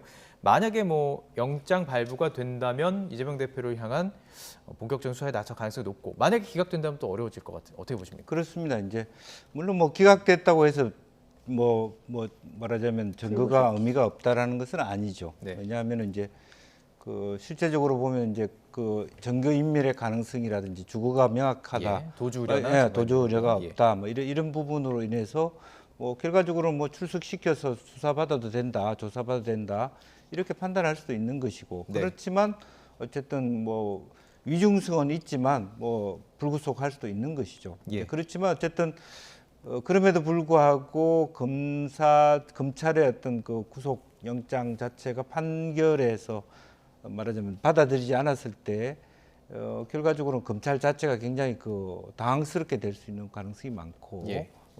야당의 공격이 더 심화될 가능성이 저는 많다고 보여지고, 예. 실제 그렇지만 반대로 지금 이제 정진상 씨가 구속됐을 때, 그랬을 때는 훨씬 더 민주당 안에서의 이재명 대표의 위상인가 리더십이 굉장히 흔들릴 수 있다. 그렇지 않아도 왜 당직자 두 사람에 대해서 너무 지나칠 정도로 당력을 말하자면 예. 집중해가면서 디펜스를 하면서 예. 노웅래 의원이나 다른 부분에 대해서는 그렇게 네. 도외시하느냐 이런 불만들도 상당히 많은 것으로 예. 나타나고 있거든요. 그런 부분이 앞으로 지켜볼 부분인 것 같습니다. 자, 민주당 측의 주장은 지금 유동규 본부장도 마찬가지고 증거 자체가 진술밖에 없다는 것이고, 그 진술 자체에 좀 신빙성이 떨어지는 이유가 바로 이 부분입니다.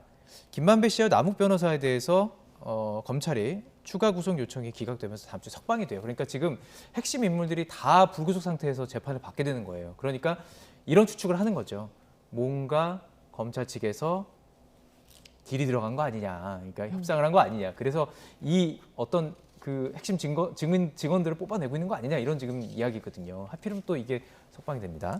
근데 김만배, 남욱을 구속시키지 않는 결정은 법원에서 한 거 아닙니까? 저는 그렇게 알고 있거든요. 물론 이제 그 지금 상황을 보면은 우리가 그렇게 상상하기에는 충분해요. 지금 유동규 같은 경우도 그렇고, 그러면은 결국은 이 주요 행위자잖아요. 대장동 관련해 가지고 뺄래야 뺄 수 없는. 그러면은 이미 남욱이라는 사람은 지금 굉장히 유의미한 여러 가지 진술을 계속해서 하고 있습니다. 이미 그 구속된 상황에서도 KBS와 인터뷰도 했고요. 또 이제 마지막으로 김만배라는 사람이 어떻게 보면 열쇠를 쥐고 있는 상황인데 어떤 진술을 할지, 그리고 실제로 김용 같은 경우에는 남욱의 진술과 유동규의 진술 간에 상당한 일관성이 있었거든요. 근데 이제 이런 식의 어떤 모자이크가 맞춰질 그런 개연성이 높아지다 보니까는 민주당에서는 그렇게 발끈하는 것 같은데, 이 사건이 무슨 뭐 윤석열 정부가 들어와 가지고 갑자기 만들어진 사건이 아니고, 제가 몇 번을 강조했지만 민주당 내부에서 처음에 제기했던 사건이에요. 그래서 민주당 내부에서 사법 리스크를 말했던 것이고 네. 그리고 저는 개인적으로 정진상 씨가 이렇게 탁 나타났을 때 저 개인적으로는 누가 떠올랐느냐면은 최순실 씨가 떠올랐어요. 10년 동안 어떻게 예. 그렇게 언론인들도 그렇고 네. 정치인들도 정진상이라는 사람을 몰랐다 그러는데 사진하고도 전혀 다른 얼굴이 딱 뜨다 보니까는 그런 이미지가 딱 쓰면서 아니 그렇게 물론 동의하지 당당하게 않으실 분들도 많이 계십니다. 제 예. 생각이라고 예. 이미 말씀을 드렸고 네. 당당하게 보좌를 할 거면 왜 10년 동안 음지에서 그렇게 아무에게도 나타나지 않고 행동을 했을까라는 이것도 역시 저 개인적인 생각이지만 궁금했습니다. 예, 알겠습니다. 자, 이 과정에서 이 질문 좀 드리겠습니다. 고검 기자실에서 이제 사실은 그 기자회견을 하려고 한 정진상 실장 측에서요. 근데 이걸 막았습니다, 검찰에서. 근데 지금 민주당 측이나 이제 그 정진상 실장 측은 이 기자실 자체라는 것은 기자와 만나는 공간으로 내준 것이 아니냐. 왜 우리가 못 가느냐. 이거 뭐 MBC와 같이 약간 그 비행기에서 내리라고 하는 거 아니냐. 이런 주장도 나오고 있어요. 뭐 그거는 그 실제로 그게 뭐 프로토콜이 있는 것도 아니고 매뉴얼이 있는 것도 아니고 뭐 실제로 그 검찰 공간을 지키는 사람들의 어떤 태도였을 거예요. 그러니까 그 자체가 어떤 피해자한테 그 공간을 내주는 것이 아니다. 그러니까 이거는 검사들과 뭐 어떤 재판관들에 의해서 공식적인 스테이트먼트를 하는 공간이다. 그렇게 거기서는 좁게 해석을 한 것이고 그런 의미에서 실제로 뭐 대변인이나 변호사들이나 이런 분들은 밖에서 하라고 그런 지침이 내린 것이고 이제 그런 의미에서 옥신각신할 수 있다고 보여지고요. 그것을 가지고 뭐 크게 노이즈를 만들 필요는 없다 그렇게 보여요. 그만큼 지금 관심이 쏠리고 있고 아주 중요한 지금 구속 심판에 대한 구속 여부에 대해서 이제 결과를 내리는 저희도 이제 아주 열심히 취재를 하고 바로 결과가 나온 대로 속보로 전해드리도록 하겠습니다. 마지막 주제 짧게 짚어보도록 하죠. 노웅래 의원 돈이 발견됐어요. 예, 그것도 3억 원이 발견됐죠. 예. 네,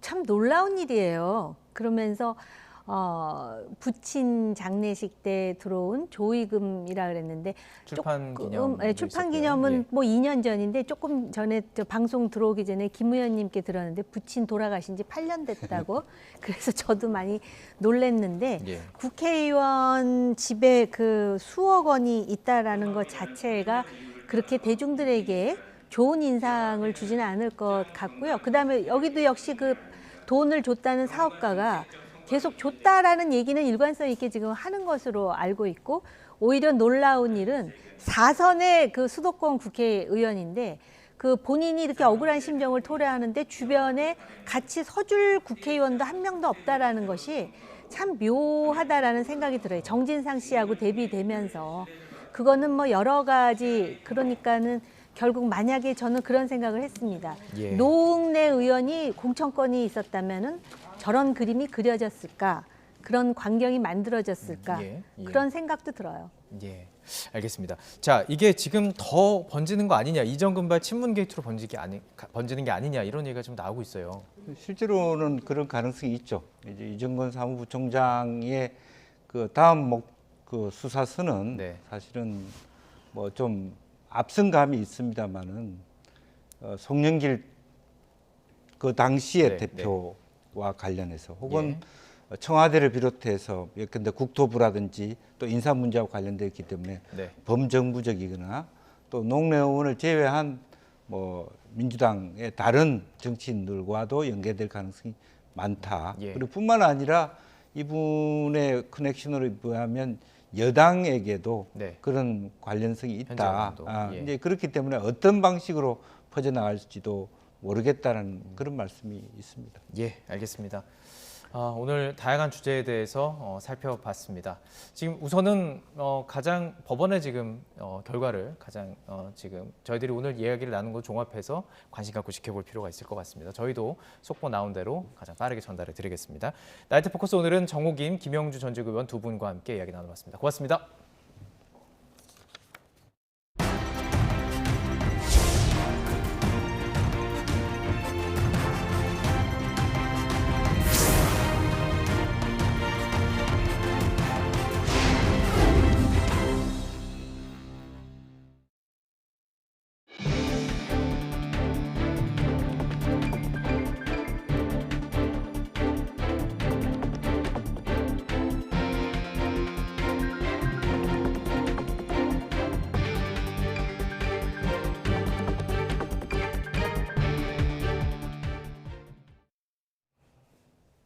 네, 뉴스나이트 이어갑니다. 월드컵 축구대표팀이 오늘 훈련장 라커룸을 언론에 공개했습니다.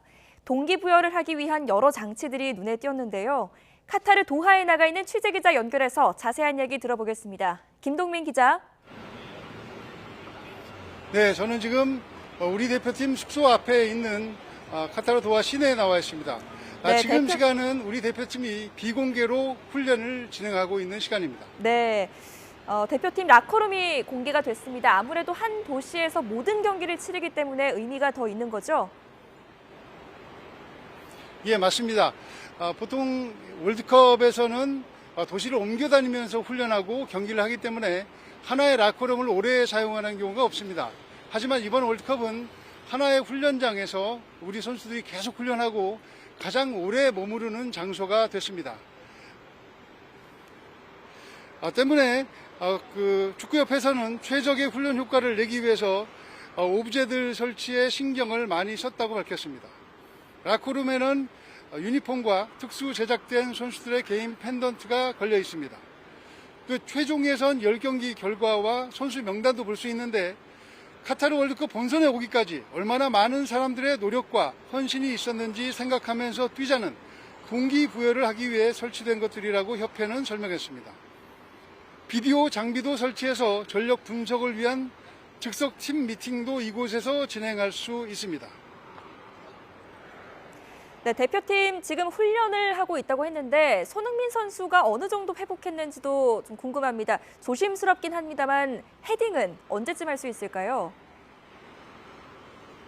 예, 손흥민 선수가 헤딩을 할 수 있다라고 한다면 몸 상태가 완벽해졌다라고 그런 상태가 됐다고 하는 것과 같은 말입니다.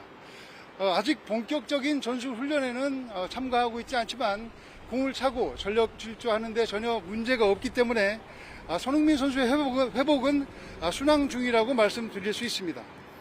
첫 상대 우루과이가 세트피스에서도 강한 팀이기 때문에 벤투호는 세트피스 훈련에도 시간을 상당 부분 할애할 것으로 보입니다. 가나와 포르투갈도 평가전을 치렀는데 가나는 중원의 핵심이자 경기를 운영하는 사령관 역할을 하는 아스널의 토마스 파티가 출전하지 않고도 유럽의 강호 스위스를 2대0으로 이겼습니다. 조직력보다는 선수들의 빠른 스피드가 돋보였습니다. 포르투갈은 호날두 같은 노장 선수들이 없는데도 더 강한 실력을 보여줬고 우승 후보다운 전력을 보여주며 나이지리아를 대파했습니다. H조에서 우리가 어느 한 팀도 쉽게 볼 수 없다는 것을 보여준 셈입니다. 그러나 우리도 최상의 전력을 꾸려 맞설 수 있다면 좋은 경기를 보여줄 가능성은 충분합니다. 특히 우리는 공격보다 김민재 선수가 버티고 있는 수비 라인이 역대 월드컵 대표팀 가운데서도 가장 이번 대표팀이 차별화된 강점이라고 말씀드릴 수 있기 때문입니다. 우루과이전은 오는 24일 밤 10시에 열립니다. 지금까지 카타르 도하에서 YTN 김동훈입니다. 정부가 이동통신 3사의 주파수 할당 이용 기간을 단축하거나 할당을 아예 취소하는 사상 초유의 결정을 내렸습니다. 박윤규 과학기술정보통신부 제2차관은 브리핑을 통해 28GHz 대역 기지국 설치 이행률을 점검한 결과 이같이 조치했다고 밝혔습니다. SK텔레콤은 이용기간 10%, 그러니까 6개월 단축 조처가 내려졌고 KT와 LGU+는 아예 할당이 취소됐습니다. 정부가 통신사의 주파수 할당을 취소한 건 이번이 처음입니다. 이는 이동통신 3사가 대역을 할당받고도 제대로 투자를 하지 않아서 대국민 서비스 의무를 게을리했다는 판단에 따른 것으로 풀이됩니다. 무함마드 빈 살만 왕세자 방한을 계기로 사우디아라비아와 경제 협력이 가시화되면서 제2의 중동 특수 기대감이 커지고 있습니다. 실제로 우리 기업들이 사업을 수주하고 투자가 실행되는 게 관건인데 이미 5년 전부터 사우디와 함께 사업 계획을 논의해왔다는 점에서 실현 가능성이 크다는 분석입니다. 보도에 박홍구 기자입니다. 사우디 북서부 홍해 인근에 초대형 인공도시를 세우는 네옴시티 계획은 비전 2030의 핵심 사업입니다. 비전 2030은 석유 의존형 경제 구조에서 벗어나기 위해 지난 2016년부터 빈 살만 왕세자 주도로 추진하는 국가 개조 사업입니다. 사우디는 이를 위해 한국과 미국, 일본, 중국, 독일 등 8개 나라를 협력 파트너로 정했습니다. 다만 공동위원회를 만든 나라는 우리나라와 일본 두 나라뿐입니다. 특히 한국과 사우디는 지난 2017년 10월 비전 2030 위원회를 출범해 2019년과 올해 1월까지 모두 3차례 회의를 열었습니다. 그 결과가 한 사우디 투자 포럼에서 40조 투자 계약으로 구체화된 것입니다. 정부 관계자는 이 금액은 한국이 아닌 사업주인 사우디 측에서 나온 말이기 때문에 신빙성이 매우 높다며 한국과 사우디는 튼튼하고 공고한 플랫폼을 오래전부터 갖고 있었다고 설명했습니다. 전문가들은 한국이 지난 1970년대 중동 건설로 근면 성실한 이미지를 쌓아오고 제조업 강국으로 선진국 도약까지 이뤄낸 점 등을 사우디가 고려했을 것이라고 분석했습니다. 한국인들은 굉장히 성실하고 열심히 일한다.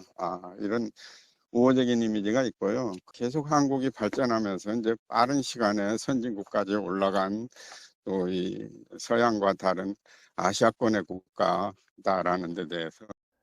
사우디 또한 풍부한 오일머니를 바탕으로 원자재 수출 중심의 산업 구조를 바꾸고 폐쇄적 종교 국가 이미지에서 벗어나겠다는 의지를 갖고 있습니다.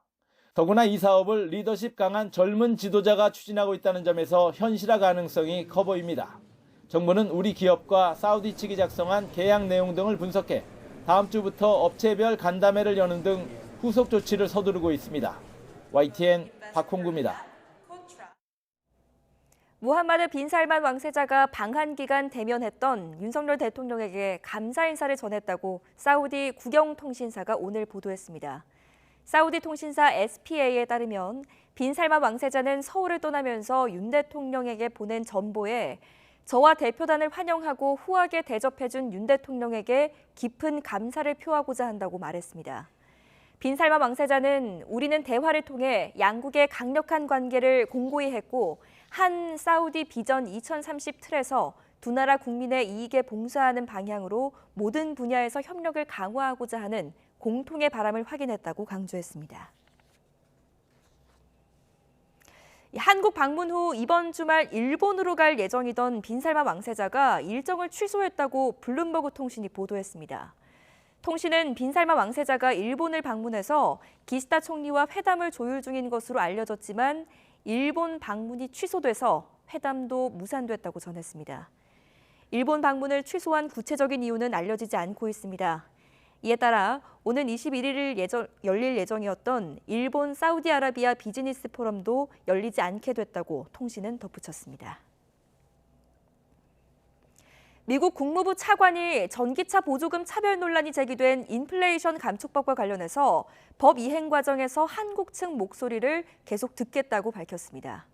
최근 바이든 대통령이 윤 대통령과 만나서 한국과 협의를 약속한 데 이은 것으로 시행령 제정 과정에 우리의 요구가 반영될지 주목됩니다. 워싱턴 권준기 특파원입니다.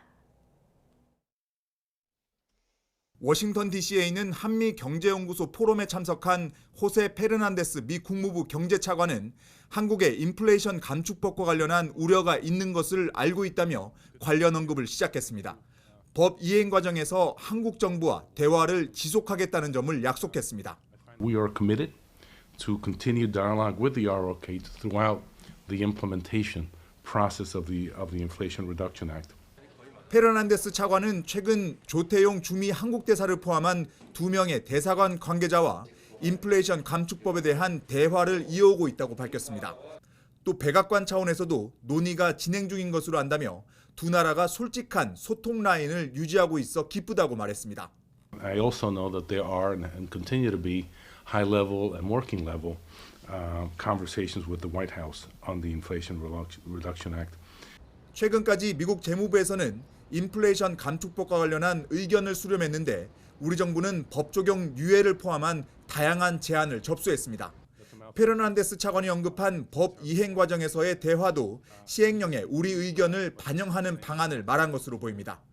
특히 최근 바이든 대통령이 윤석열 대통령을 만나 한국 기업이 미국 경제에 기여하는 점을 고려해 인플레이션 감축법 이행 방안이 논의돼야 한다고 밝혀 기대감을 더욱 높이고 있습니다.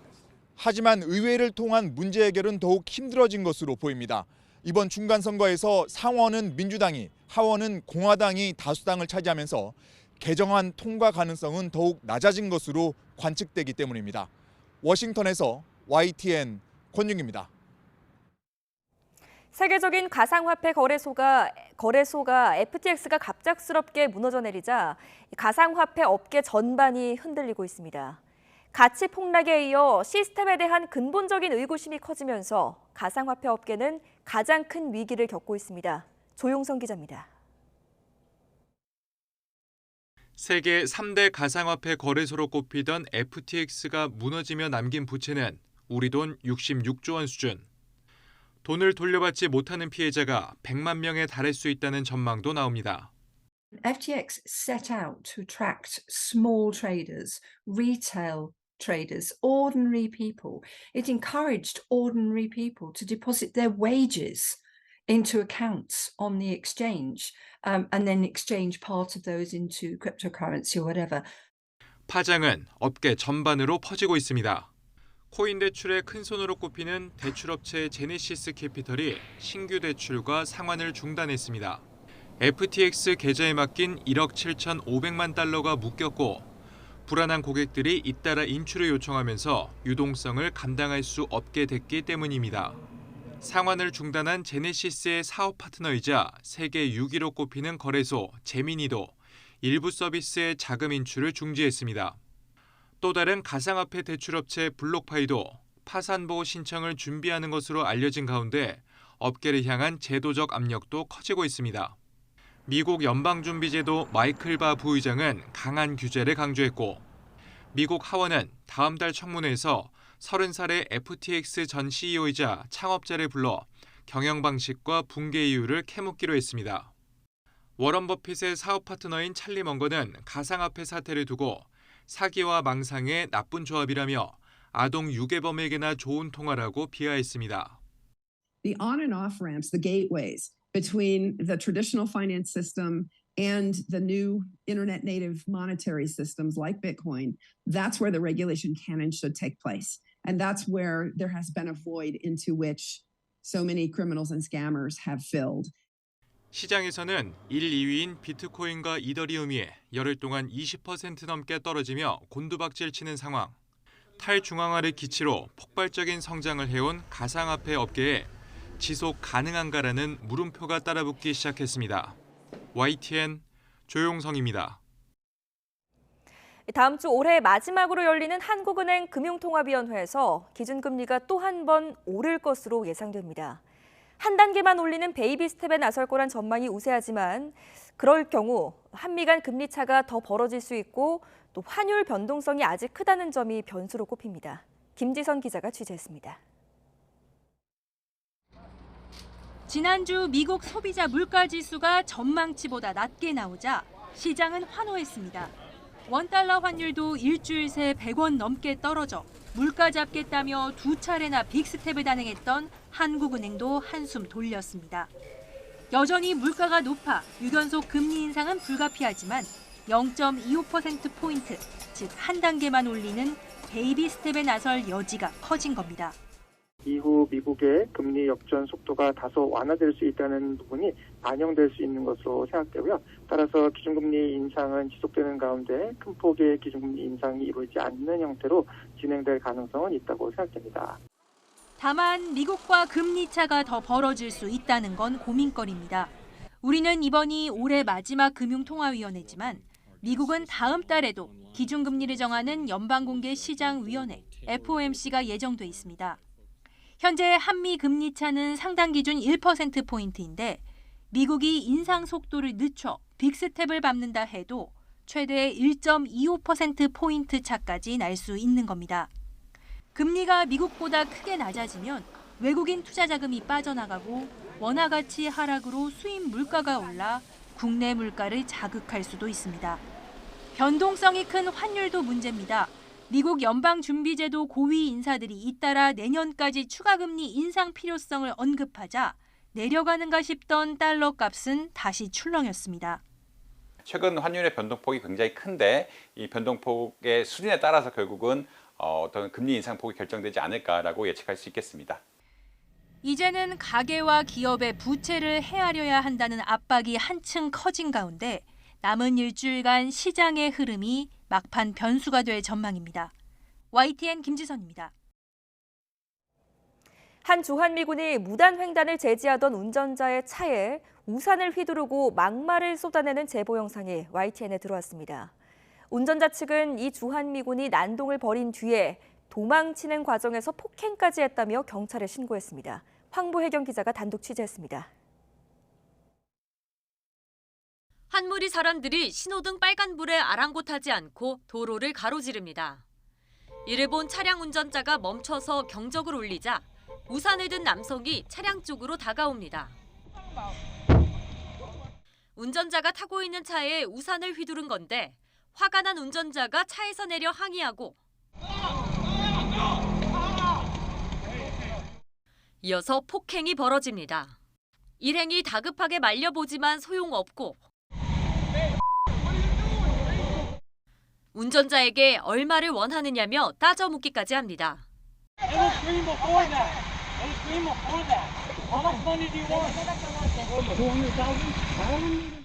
지난 12일 밤 11시쯤 경기 동두천시 사거리에서 40대 운전자 등 부부가 타고 있던 차량 블랙박스와 CCTV 영상입니다.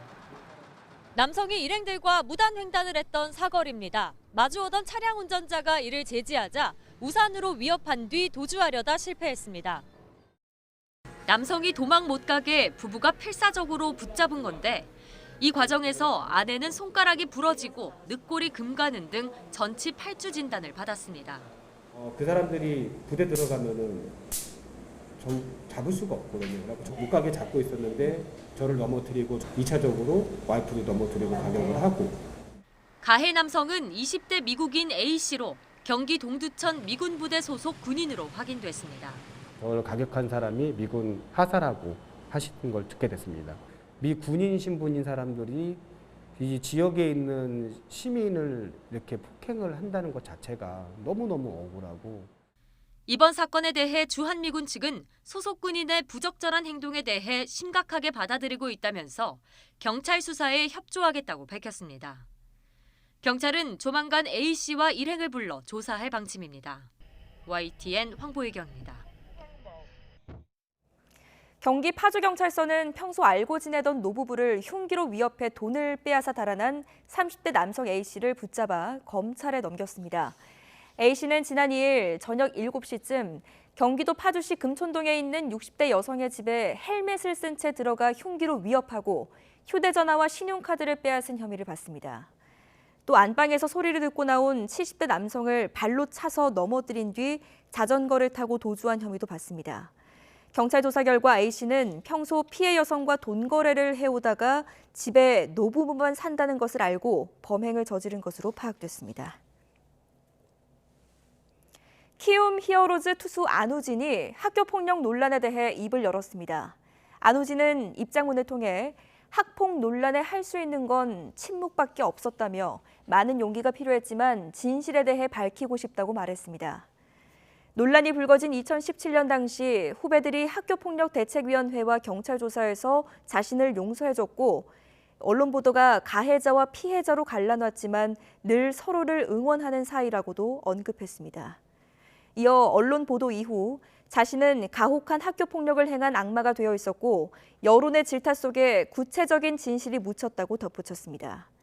앞서 피해자로 보도된 후배 3명은 자신들은 학교폭력이라고 생각하지 않았다면서 진실과 다른 이야기가 나온다면 안우진을 지키겠다는 내용의 공동 입장문을 발표했습니다. 미국은 1969년 최초 달 착륙자 닐 암스트롱을 시작으로 아폴로 시리즈를 통해 모두 12명을 달 표면에 발을 딛게 했는데요. 그런데 반세기 만에 다시 시작된 달 복귀 프로젝트 아르테미스 1호에는 왜 사람을 태우지 않고 마네킹을 태운 채 우주로 떠난 걸까요? 최소라 기자가 그 이유를 전해드립니다. 지구를 떠나 달로 향하고 있는 아르테미스 1호의 오리온 캡슐.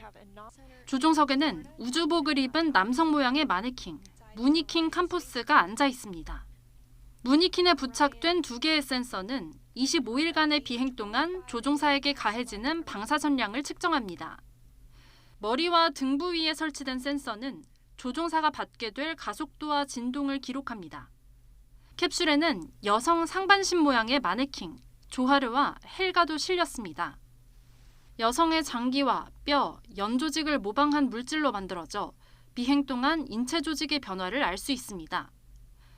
또 각각 6천여 개의 미세 센서를 부착하고 있어 비행사가 받게 될 방사 전량을 부위별로 정교하게 측정합니다. So we'll have one so-called unprotected Phantom flying in Orion to test not only or to measure not only the radiation load they will receive, but to test also possible new radiation protection measures.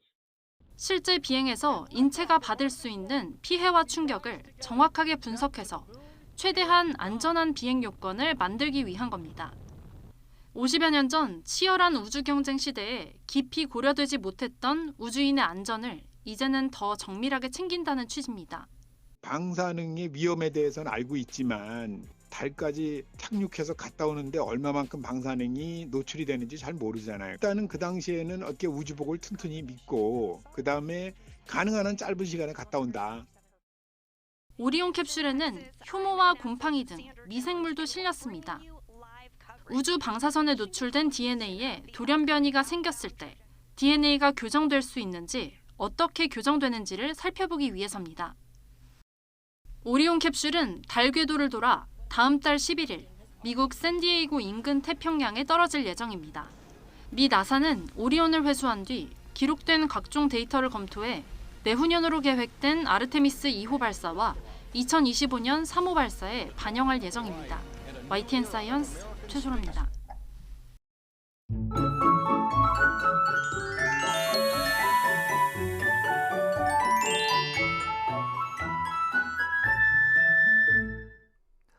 오늘 낮 동안에는 날이 무척 온화했습니다.